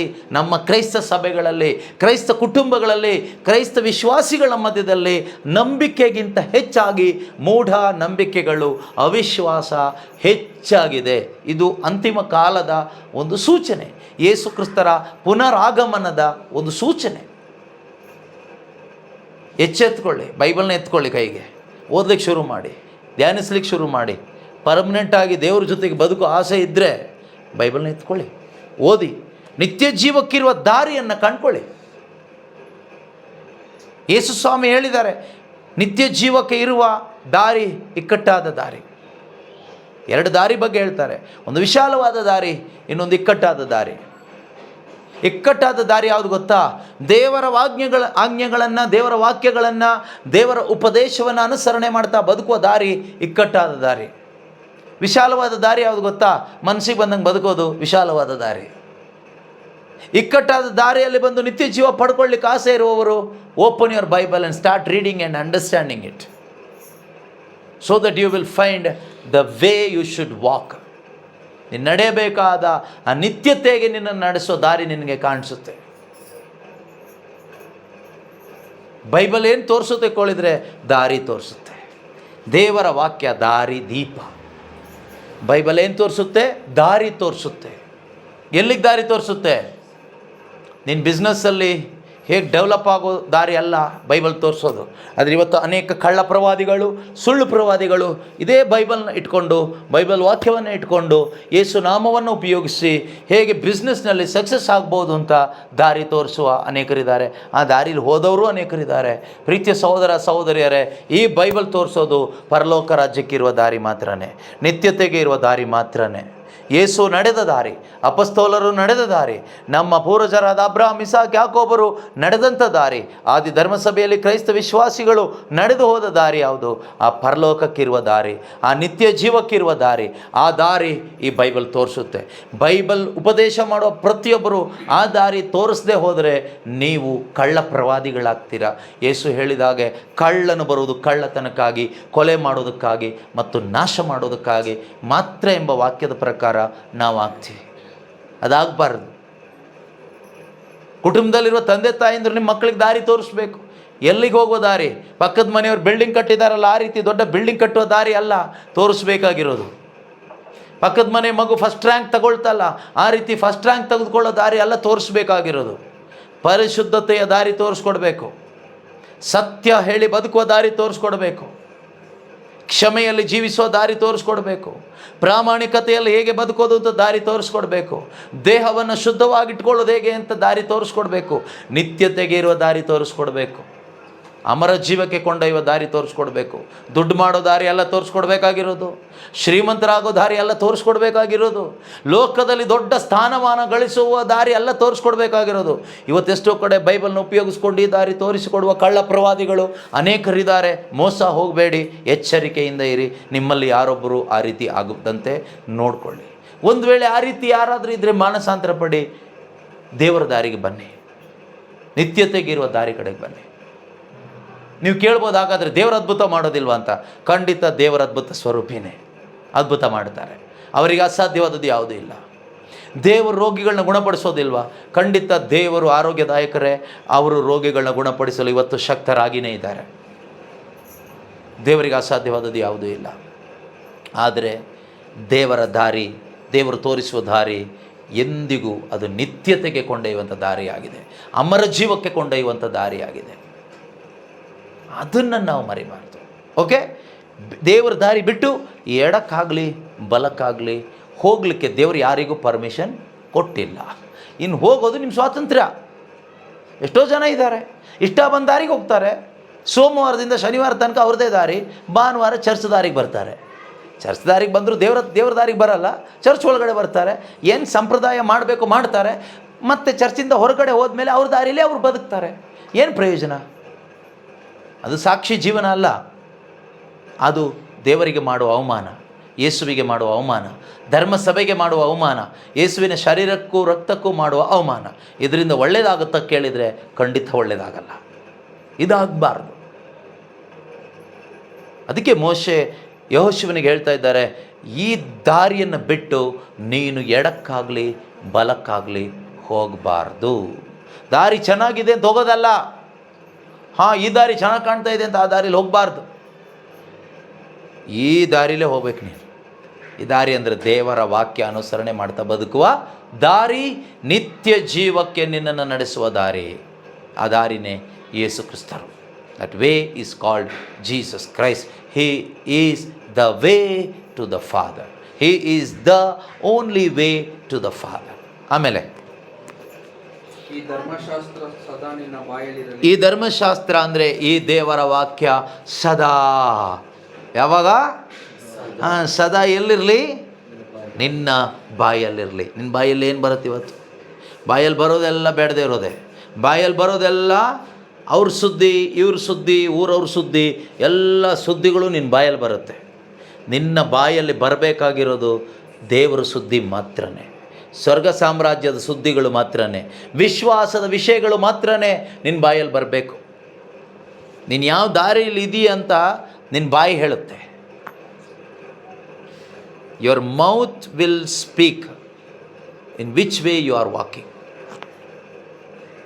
ನೀನು ಯಾವ ದಾರಿಯಲ್ಲಿ ನಡೀತಾ ಇದೆಯಾ ಅನ್ನೋದು ನಿನ್ನ ಬಾಯಿ ಮಾತಾಡುತ್ತೆ. ನೀನು ದೇವ್ರ ದಾರಿಯಲ್ಲಿ ನಡೀತಾ ಇದ್ದರೆ ನಿನ್ನ ಬಾಯಲ್ಲಿ ಸ್ವರ್ಗ ಸಾಮ್ರಾಜ್ಯದ ವಿಷಯಗಳು ಬರುತ್ತೆ, ದೇವರಿಗೆ ಸಂಬಂಧಪಟ್ಟಿದ್ದು ಬರ್ತಾ ಇರುತ್ತೆ. ನೀನು ಲೋಕದ ದಾರಿನಲ್ಲಿ ನಡೀತಾ ಇದ್ದರೆ ಲೋಕಕ್ಕೆ ಸಂಬಂಧಪಟ್ಟಿದ್ದು ಬರ್ತಾ ಇರುತ್ತೆ ನಿನ್ನ ಬಾಯಲ್ಲಿ. ಇವತ್ತು ನಮ್ಮ ಬಾಯಲ್ಲಿ ಏನು ಬರ್ತಾ ಇದೆ? ಬೆಳಗ್ಗಿಂದ ಸಂಜೆ ತನಕ ಏನು ಬರ್ತಾ ಇದೆಯಮ್ಮ? ಎಲ್ಲರ ಬಾಯಲ್ಲೂ ಬರ್ತಾ ಇರೋದು ಬರೀ ಲೋಕ, ದುಡ್ಡು, ದುಡಿಮೆ, ತಿನ್ನು, ಕುಡಿ, ಮನೆ, ಮಕ್ಕಳು, ಫ್ಯೂಚರ್, ದುಡ್ಡು, ಬರೀ ಇಂಥದ್ದೇ. ನೀನು ಯಾವ ದಾರಿಯಲ್ಲಿದೆಯಾ? 100% ಲೋಕದ ದಾರಿಯಲ್ಲೇ ಇದೆಯಾ? ಮತ್ತು ನಮ್ಮ ಬಾಯಲ್ಲಿ ಅಲ್ಲೆಲ್ಲೂಯ್ಯ ಬರುತ್ತಲ್ಲ, ಅದೆಲ್ಲ ಬಯಾಟ್ ಮಾಡ್ಕೊಂಡು ಇಟ್ಕೊಬಿಟ್ಟಿದೆಯಾ? ಅಪರೂಪಕ್ಕೆ ಅಲ್ಲೆಲ್ಲೂಯ್ಯ ಎಲ್ಲ ಬರುತ್ತೆ, ಪ್ರೈಸ್ ಲಾರ್ಡ್ ಬರುತ್ತೆ, ಸ್ವರ್ಗದಲ್ಲಿರುವ ತಂದೆ ಬರುತ್ತೆ, ಎಲ್ಲ ಬರುತ್ತೆ ಒಕೇಶನಲ್ಲಿ. ಪ್ರಯೋಜನ ಇಲ್ಲ ಆ ರೀತಿ ಬಂದು. ವಾಕ್ಯ ಹೇಳುತ್ತೆ ನಿನ್ನ ಬಾಯಲ್ಲಿ ಈ ಧರ್ಮಶಾಸ್ತ್ರ ಸದಾ ನಿನ್ನ ಬಾಯಲ್ಲಿರಲಿ. ಅಂದರೆ ಈ ದೇವರ ವಾಕ್ಯ ಸದಾ ನಿನ್ನ ಬಾಯಲ್ಲಿರಲಿ. ಹಗಲಿರುಳು ಅದನ್ನು ಏನು ಮಾಡು? ಧ್ಯಾನ ಮಾಡು. ನೀನು ವಾಕ್ಯವನ್ನು ಧ್ಯಾನ ಮಾಡುವಾಗ ನೀನು ಯಾರನ್ನ ಧ್ಯಾನ ಮಾಡ್ತೀಯ? ದೇವರನ್ನ ಧ್ಯಾನ ಮಾಡ್ತೀಯ, ಯೇಸುವನ್ನು ಧ್ಯಾನಿಸ್ತೀಯ. ಯೇಸುವನ್ನು ಧ್ಯಾನಿಸುವಾಗ ನಿನ್ನ ಜೀವನದಲ್ಲಿ ಏನಿರುತ್ತೆ? ಸಮಾಧಾನ ಇರುತ್ತೆ, ಸೌಖ್ಯ ಇರುತ್ತೆ, ನೆಮ್ಮದಿ ಇರುತ್ತೆ, ಸಂತೋಷ ಇರುತ್ತೆ, ಧೈರ್ಯ ಇರುತ್ತೆ. ನಿನ್ನಲ್ಲಿರುವ ಕೆಟ್ಟ ಸ್ವಭಾವಗಳು ಹೋಗುತ್ತೆ, ನಿನ್ನಲ್ಲಿರ್ತಕ್ಕಂಥ ಕೋಪ ಹೋಗುತ್ತೆ, ಪಾಪ ಸ್ವಭಾವ ಹೋಗುತ್ತೆ, ಕೆಟ್ಟ ವ್ಯಾಮೋಹಗಳು ಹೋಗುತ್ತೆ, ನಿನ್ನ ಒಳಗಡೆ ದೈವ ಸ್ವಭಾವ ಉಂಟಾಗುತ್ತೆ. ಏನು ಮಾಡುವಾಗ? ದೇವರ ವಾಕ್ಯವನ್ನು ಧ್ಯಾನಿಸುವಾಗ ದೇವರ ಸ್ವಭಾವ ನಮ್ಮಲ್ಲಿ ಕ್ರಿಯೇಟ್ ಆಗುತ್ತೆ. When you meditate on the word of God, the nature and the character of God will be developed in you. You can develop God's nature, God's character in your life by meditating on the words of the kingdom of God. ಸ್ವರ್ಗ ಸಾಮ್ರಾಜ್ಯದ ಮಾತುಗಳನ್ನು ನೀವು ಧ್ಯಾನ ಮಾಡ್ತಾ ಮಾಡ್ತಾ ನಿಮ್ಮ ಒಳಗಡೆ ನೀವೇನನ್ನು develop ಮಾಡ್ಬೋದು? ದೇವರ ಕ್ಯಾರೆಕ್ಟರ್ ಬರುತ್ತೆ, ದೇವರ ಸ್ವಭಾವ ಬರುತ್ತೆ. ಇದು ಬರಬೇಕು. ನಮಗಿದು ಯಾವುದು ಬೇಡ ಇವತ್ತು. ನಮ್ಮ ಸಾಲ ತೀರಿದ್ರೆ ಸಾಕು ಬ್ರದರ್, ಅದಕ್ಕೇನಾದರೂ ಇದ್ರೆ ಹೇಳಿ. ಸಾಲ ತೀರಿದ ಮೇಲೆ ಏನು ಮಾಡ್ತೀಯ? ಮತ್ತೊಂದಿಟ್ಟು ಸಾಲ ಮಾಡ್ತೀಯ ಅಷ್ಟೇ, ಬೇರೆ ಏನೂ ನೀನು ಮಾಡಲ್ಲ. ಅದ್ಭುತ ಆಗೋದೇನಾದರೂ ಇದ್ರೆ ಹೇಳಿ. ಯಾವ ಅದ್ಭುತ ಆಗಬೇಕು? ನೀನು ಬದುಕಿರೋದೇ ಒಂದು ಅದ್ಭುತ. ನೀನು ಸತ್ತೋಗ್ಬೇಕಾಗಿತ್ತು, ಇವತ್ತು ಬದುಕಿದೆಯಲ್ಲ, ಅದೇ ದೊಡ್ಡ ಅದ್ಭುತ. ಇನ್ಯಾವ ಅದ್ಭುತ ಆಗಬೇಕು ನಿನಗೆ? ಕೆಲವ್ರು ಕೇಳ್ತಾರೆ ಅದ್ಭುತ ಬೇಕು ಬ್ರದರ್ ಅಂತ. ಕೊರೋನಾ ಬಂದಾಗ ಸತ್ತೋಗಿಲ್ಲ, ಇನ್ನು ಉಳ್ಕೊಂಡಿದ್ದೀವಿ, ದೊಡ್ಡ ಅದ್ಭುತ. ಎಲ್ಲೋ ಸಿಡ್ಲು ಗಿಡ್ಲು ಹೊಡೆದು ಸತ್ತೋಗಿಲ್ಲ, ಉಳ್ಕೊಂಡಿದ್ದೀವಿ, ಅದ್ಭುತ. ಆಕ್ಸಿಡೆಂಟಾಗಿ ಸತ್ತಿಲ್ಲ, ಉಳ್ಕೊಂಡಿದ್ದೀವಿ, ಅದ್ಭುತ. ಯಾರೂ ಇನ್ನು ನಮ್ಮನ್ನು ಸಾಯಿಸಿಲ್ಲ, ಬದುಕಿದ್ದೀವಿ, ಅದೇ ಅದ್ಭುತ. ನೀನು ಜೀವಂತವಾಗಿರೋದೇ ಒಂದು ದೊಡ್ಡ ಅದ್ಭುತ. ಇನ್ಯಾವ ಅದ್ಭುತ? ಅದ್ಭುತ ಆಗಬೇಕಂತ ಅದ್ಭುತ. ಮಾತಾಡ್ಲಿಕ್ಕೆ ಮಾತು ಬರ್ತಾ ಇರೋದೇ ಒಂದು ಅದ್ಭುತ. ಕಿವಿ ಕೇಳ್ತಾ ಇರೋದು ಒಂದು ಅದ್ಭುತ. ಇದನ್ನೆಲ್ಲ ಅದ್ಭುತ ಅಂತ ಫಸ್ಟ್ ತಗೋ. ಬೈಬಲ್ ಹೇಳುತ್ತೆ, ದಾವೀದ ಹೇಳ್ತಾನಲ್ಲ, I am wonderfully made. I am wonderfully made. ನಾನು ಅದ್ಭುತಕರವಾಗಿ ಸೃಷ್ಟಿಸಲ್ಪಟ್ಟಿದ್ದೇನೆ. I myself is a wonder. I am a wonderful person. But we are expecting wonders. You are a wonder. You are a wonder. ನೀನೇ ಒಂದು ಅದ್ಭುತ. ಮಾಡು ನೋಡೋಣ. ನಿನ್ನ ಥರನೇ ಇನ್ನೊಬ್ಬ ಮನುಷ್ಯನ ಮಾಡು ನೋಡೋಣ. ಈ ಕೈ ಥರ ಇನ್ನೊಂದು ಕೈ ಮಾಡು ನೋಡೋಣ. ಈ ಕಣ್ಣು ಥರನೇ ಇನ್ನೊಂದು ಕಣ್ಣನ್ನು ಮಾಡು ನೋಡೋಣ. ಈ ಕಿವಿ ಥರ ಇನ್ನೊಂದು ಕಿವಿನ ಮಾಡು ನೋಡೋಣ. ಸೈಂಟಿಸ್ಟ್ ಮಾಡಲಿ, all the scientist, I challenge you. Can you make another human being like you? Can you create a ear like this? Eyes like this? No. Nobody can create. ಇದೇ ಥರ ಡೂಪ್ಲಿಕೇಟ್ ಮಾಡ್ಬೋದು, ಒಂದು ಸಿಮಿಲಾರಿಟಿ ಇರುವುದನ್ನು ಮಾಡ್ಬೋದು, ಆದರೆ ಇದೇ ಥರ ಎಕ್ಸಾಕ್ಟ್ ಮಾಡಲಿಕ್ಕೆ ಆಗೋದಿಲ್ಲ. Only God can create. ದೇವರಿಗೆ ಮಾತ್ರ ಸಾಧ್ಯ, ದೇವರಿಂದ ಮಾತ್ರನೇ ಸಾಧ್ಯ. He alone is the true creator of everything and every human being. ಪ್ರತಿಯೊಬ್ಬರ ನಿಜವಾದ ಸೃಷ್ಟಿಕರ್ತ ಯಾರು? ದೇವರು ಒಬ್ಬರೇನೆ. ಇದು ನಮ್ಗೆ ಅರ್ಥ ಆಗಬೇಕು. ನಾನೇ ಒಂದು ಅದ್ಭುತ ಅಂತ ನಿಮ್ಮೊಬ್ಬೊಬ್ರಿಗೆ ಅರ್ಥ ಆದರೆ ನೀವು ಅದ್ಭುತ ಹುಡುಕಲ್ಲ. ಫಸ್ಟ್ ಇದು ಅರ್ಥ ಆಗಬೇಕು. ಇದು ಅರ್ಥ ಆಗಬೇಕಾದ್ರೆ ನೀವು ಬೈಬಲ್ ಓದಬೇಕು, ಆಗ ಗೊತ್ತಾಗುತ್ತೆ. ಇದರಲ್ಲಿರೋ ಎಷ್ಟೋ ವಾಕ್ಯಗಳಲ್ಲಿ ನಾವೆಷ್ಟು ದೇವರು ನಮ್ಮನ್ನು ಎಷ್ಟೊಂದು ಅದ್ಭುತಕರವಾಗಿ ಸೃಷ್ಟಿ ಮಾಡಿದ್ದಾರೆ. ಈ ಪ್ರಪಂಚ ನೋಡಿ, ಇದೇ ಒಂದು ಅದ್ಭುತ. ಇನ್ಯಾವ ಅದ್ಭುತ ಆಗಬೇಕು ನಿಮಗೆ? ಅದ್ಭುತಕ್ಕಾಗಿ ಅಲ್ಲಿ ಇಲ್ಲಿ ಅಲೆಮಾರಿಗಳ ಥರ ಅಲ್ದು ಜೀವನ ಹಾಳು ಮಾಡ್ಕೋಬೇಡಿ, ವಿಶ್ವಾಸ ಕಳ್ಕೊಬೇಡಿ, ಕೊನೆಗೆ ನಿತ್ಯ ಜೀವನ ಕಳ್ಕೊಳ್ಬೇಡಿ. ವಾಕ್ಯನ ನಂಬಿ ಹಗಲಿರುಳೆನ್ನದೇ ಇದನ್ನು ಧ್ಯಾನಿಸು. ಆಮೇಲೆ ಅದರಲ್ಲಿ ಬರೆದಿರುವುದನ್ನೆಲ್ಲ ಏನು ಮಾಡು? ಕೈಗೊಂಡು ನಡೆ. ಆಗ ನಿನ್ನ ಕಾರ್ಯವೆಲ್ಲ ಕೈಗೂಡುವುದು. ಯಾವಾಗ ನಿನ್ನ ಕಾರ್ಯವೆಲ್ಲ ಕೈಗೂಡುವುದು? ಕೆಲವರು ಇದ್ದಾರೆ, 3 ಗಂಟೆಗೆದ್ದು ಯಾವುದೋ ಒಂದಿಷ್ಟು ಪ್ರಾರ್ಥನೆ ಮಾಡಿದರೆ ಕಾರ್ಯ ಕೈಗೂಡುವುದು ಅಂತ ಹೇಳಿದ್ದಾರೆ. ಬ್ರದರ್, ಏನು ಮಾಡೋದು ಅಂತ.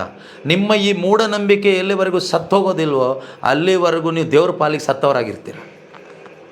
ಈ 3 ಗಂಟೆ ಪ್ರಾರ್ಥನೆ, 6 ಗಂಟೆ ಪ್ರಾರ್ಥನೆ, 5 ಗಂಟೆ ಪ್ರಾರ್ಥನೆ, 1 ಗಂಟೆ ಪ್ರಾರ್ಥನೆ, ಆ ಪ್ರಾರ್ಥನೆ ಈ ಪ್ರಾರ್ಥನೆನ ನಂಬಿ ಬದುಕೋದಾದರೆ ಖಂಡಿತವಾಗಲೂ ನಿಮ್ಮ ನಂಬಿಕೆ ನಿಮ್ಮ ಪ್ರಾರ್ಥನೆಯಲ್ಲಿ ಆಯಿತು, ಯೇಸುವಿನಲ್ಲಿ ಅಲ್ಲ. ಅದು ಯಾರು ಕಂಡುಹಿಡಿದು ಸಿಸ್ಟಮ್? ಮನುಷ್ಯ ಕಂಡುಹಿಡಿದಿದ್ದು. ಹಾಗಾದ್ರೆ ಪ್ರಾರ್ಥನೆ ಮಾಡಬಾರ್ದಾ? ಪ್ರಾರ್ಥನೆ ಮಾಡಲೇಬೇಕು. ಯೇಸು ಪ್ರಾರ್ಥಿಸಿದರು, ಶಿಷ್ಯರು ಪ್ರಾರ್ಥಿಸಿದರು, ಪ್ರಾರ್ಥಿಸೋದನ್ನು ಕಲಿಸ್ಕೊಟ್ಟಿದ್ದಾರೆ. ಹಾಗಾದರೆ ನಾವು ಪ್ರಾರ್ಥಿಸಬೇಕಾ? ಪ್ರಾರ್ಥಿಸಲೇಬೇಕು. ಯಾರ ಹತ್ರ ಪ್ರಾರ್ಥಿಸಬೇಕು? ದೇವರ ಹತ್ರ ಪ್ರಾರ್ಥಿಸಬೇಕು. ಯೇಸು ಹೇಳಿದ್ದೇನು? ನೀ ಪ್ರಾರ್ಥಿಸುವಾಗ ಸ್ವರ್ಗದಲ್ಲಿರುವ ನಮ್ಮ ತಂದೆಯೇ ಎಂದು ಹೇಳಿ. ಸ್ವರ್ಗದಲ್ಲಿರುವ ನಿಮಗೊಬ್ಬರು ತಂದೆ ಇದ್ದಾರಲ್ಲ, ಆ ಅಪ್ಪನ ಹತ್ರ ಪ್ರಾರ್ಥನೆ ಮಾಡಿ. ನಾವು ಪ್ರಾರ್ಥನೆ ಮಾಡೋದು ಯಾರ ಹತ್ರ?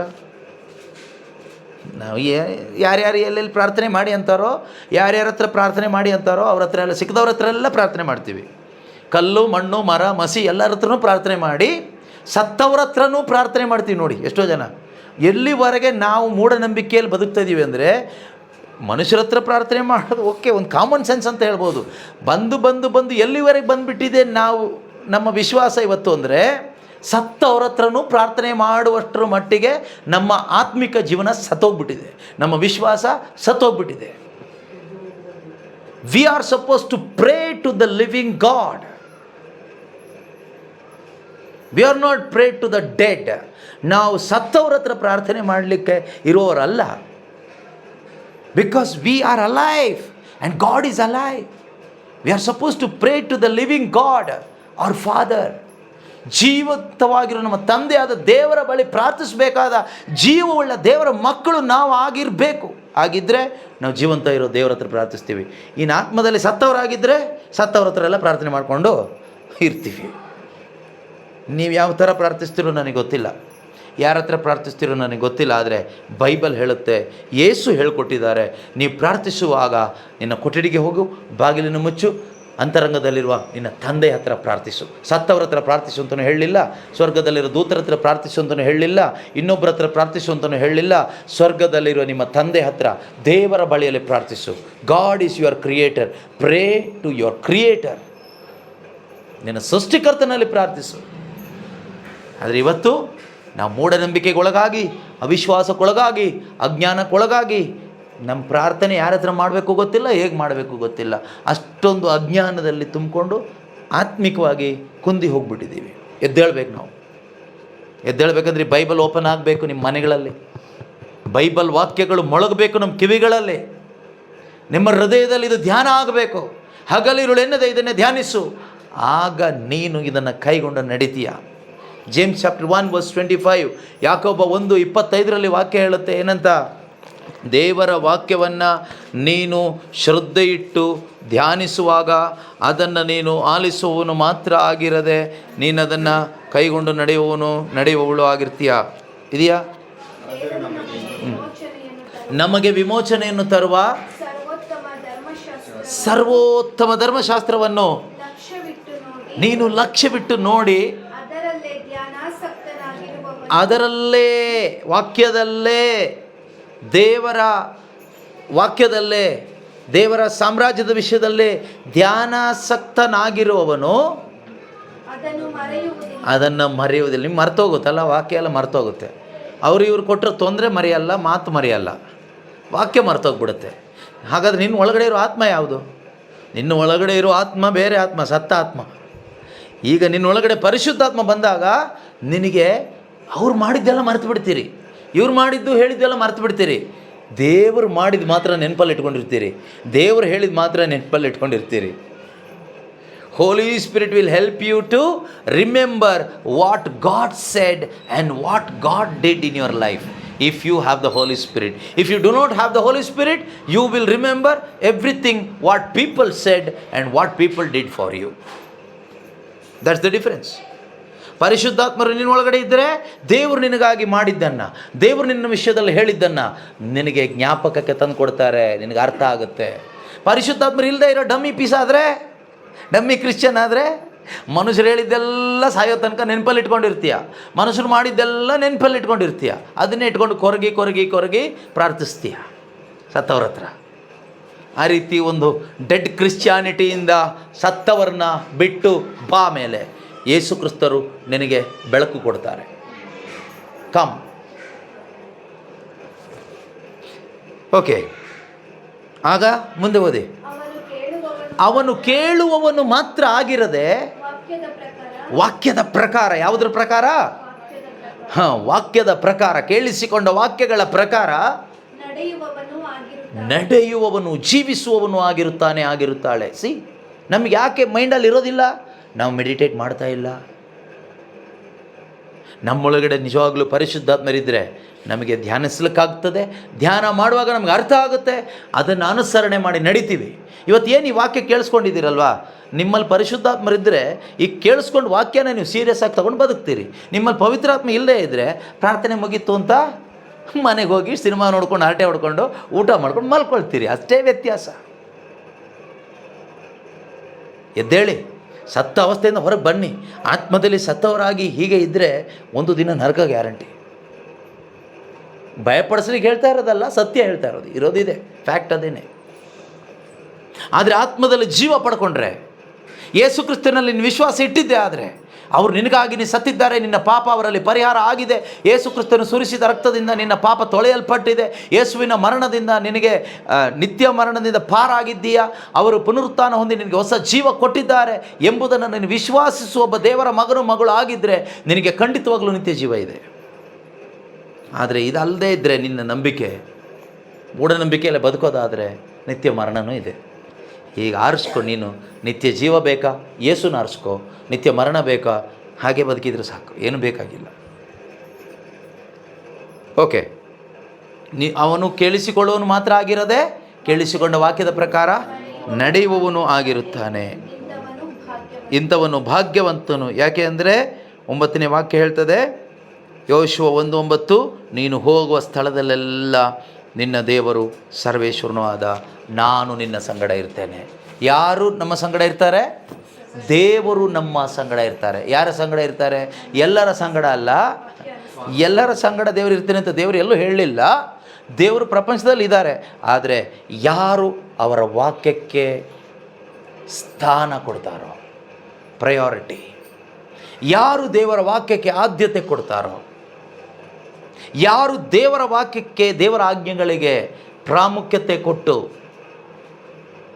ಅದರಲ್ಲಿ ನಂಬಿಕೆ ಇಟ್ಟು ಅದನ್ನು ಅನುಸರಣೆ ಮಾಡ್ತಾರೋ, ಅವರ ಜೊತೆಯಲ್ಲಿ ಅವರು ಎಲ್ಲಿ ಹೋದರೂ ದೇವರು ಅವ್ರ ಜೊತೆಯಲ್ಲಿರ್ತಾರೆ. ನೀನು ಎಲ್ಲಿ ಹೋದರೂ ನಿನ್ನ ದೇವರು ಸರ್ವೇಶ್ವರನಾದ ನಾನು ನಿನ್ನ ಸಂಗಡ ಇರುತ್ತೇನೆ. ನೀನು ಬೈಬಲ್ ಹೊತ್ಕೊಂಡು ಹೋಗೋ ಅವಶ್ಯಕತೆ ಇಲ್ಲ, ಕೈಯಲ್ಲಿ ಶಿಲ್ಬೆ ಹೊತ್ಕೊಂಡು ಹೋಗೋ ಅವಶ್ಯಕತೆ ಇಲ್ಲ, ಅಥವಾ ಯಾವುದೋ ಹೋಲಿ ವಾಟ್ರು ಭಯಕ್ಕೆ ಹೆದರಿಕೆಯಿಂದ ಕೆಲವರು ಹೊತ್ಕೊಂಡು ಹೋಗ್ತಿರಲ್ಲ, ಏನು ಹೊತ್ಕೊಂಡು ಹೋಗೋ ಅವಶ್ಯಕತೆ ಇಲ್ಲ. ಯಾಕೆ ಅಂದರೆ ನಿನ್ನ ದೇವರು, ಜೀವಂತ ದೇವರು ನಿನ್ನ ಜೊತೆಯಲ್ಲಿರ್ತಾರೆ. ಆದರೆ ಇವತ್ತು ಎಷ್ಟೋ ಜನ ಮೂಢನಂಬಿಕೆ ಇರೋರು ಇದ್ದಾರೆ. ದೇವರ ಸಾನ್ನಿಧ್ಯದಲ್ಲಿ ನಂಬಿಕೆ ಇಲ್ಲ. ಧೈರ್ಯಕ್ಕೆ ಒಂದು ಬೈಬಲ್ಲು, ಧೈರ್ಯಕ್ಕೆ ಒಂದು ಶಿಲುಬೆ, ಧೈರ್ಯಕ್ಕೆ ಒಂದಿಷ್ಟು ಹೋಲಿ ವಾಟರ್, ಧೈರ್ಯಕ್ಕೆ ಇನ್ನೇನೇನು ಹಿಡ್ಕೊಂಡು ಮಾಟ ಮಂತ್ರ ಥರ ತಗುಡೆಲ್ಲ ಕಟ್ಕೊಂಡು ಹೋಗೋರು ಇರ್ತಾರೆ. ಧೈರ್ಯಕ್ಕೆ ಏನೂ ಆಗಬಾರ್ದು ಅಂತ, ಸೇಫ್ಟಿಗೆ. ಅದು ಯಾವುದೂ ನಿನ್ನನ್ನು ಕಾಪಾಡಲ್ಲ. ನಿನ್ನನ್ನು ಕಾಪಾಡೋದು ನಿನ್ನ ಜೊತೆಯಲ್ಲಿರುವ ದೇವರ ಸಾನ್ನಿಧ್ಯ ಮಾತ್ರನೇ, ಜೀವಂತ ದೇವರ ಸಾನ್ನಿಧ್ಯ ಮಾತ್ರನೇ. ನೀವು ಕೇಳ್ಬೋದು ಬೈಬಲ್ ಕಾಪಾಡಲ್ವ ಅಂತ. ಖಂಡಿತ ಕಾಪಾಡಲ್ಲ. ಬೈಬಲ್ ಒಂದು ಪುಸ್ತಕ, ಅದೆಲ್ಲಿ ಕಾಪಾಡುತ್ತೆ? ಅದರಲ್ಲಿ ಬರೆಯಲ್ಪಟ್ಟ ದೇವರ ವಾಕ್ಯ ನಿನ್ನ ಹೃದಯದೊಳಗಡೆ ಇದ್ದರೆ ಅದು ನಿನ್ನನ್ನು ಕಾಪಾಡುತ್ತೆ. The living word of God can protect you. ಕೀರ್ತನೆ 91:4 ವಾಕ್ಯ ಹೇಳುತ್ತೆ, ರಕ್ಷಣೆಯ ಕವಚವಿದೆ ದೇವರು ಕೊಟ್ಟ ಮಾತಿನಲ್ಲಿ. ಮನುಷ್ಯನ ಮಾತಲ್ಲಿಲ್ಲ, ಮನುಷ್ಯನ ಮಾತಲ್ಲಿ ಏನೂ ಇಲ್ಲ, ನಂಬಿ ಹಾಳಾಗಿ ಹೋಗ್ತೀರಿ. ದೇವರ ಮಾತಿನಲ್ಲಿ there is shield of protection in the words of God. ದೇವರು ಕೊಟ್ಟ ಮಾತಿನಲ್ಲಿ ರಕ್ಷಣೆಯ ಕವಚ ಇದೆ. ಇದು ನಮ್ಮ ಒಳಗಡೆ ಇರಬೇಕು. ಇವತ್ತು ನಮ್ಮ ಒಳಗಡೆ, ನಮ್ಮ ಜೀವನದಲ್ಲಿ ದೇವರು ಕೊಟ್ಟ ವಾಗ್ದಾನಗಳು, ಅವರ ವಾಕ್ಯಗಳು, ಅವರ ಆಜ್ಞೆಗಳು ನಮ್ಮ ಒಳಗಡೆ ಇದು ನಾವು ಬದುಕುವಾಗ we are under the protection of the almighty God. And we can experience the presence of God and the power of God wherever we go. ನಾವು ಹೋಗುವ ಸ್ಥಳದಲ್ಲೆಲ್ಲ ದೇವರ ಸಾನ್ನಿಧ್ಯ, ದೇವರ ಶಕ್ತಿಯನ್ನು ನಮಗೆ ಅನುಭವಿಸಲಿಕ್ಕೆ ಆಗುತ್ತೆ. ಎದ್ದು ನಿಂತ್ಕೊಳ್ಳೋಣ, ಪ್ರಾರ್ಥಿಸೋಣ.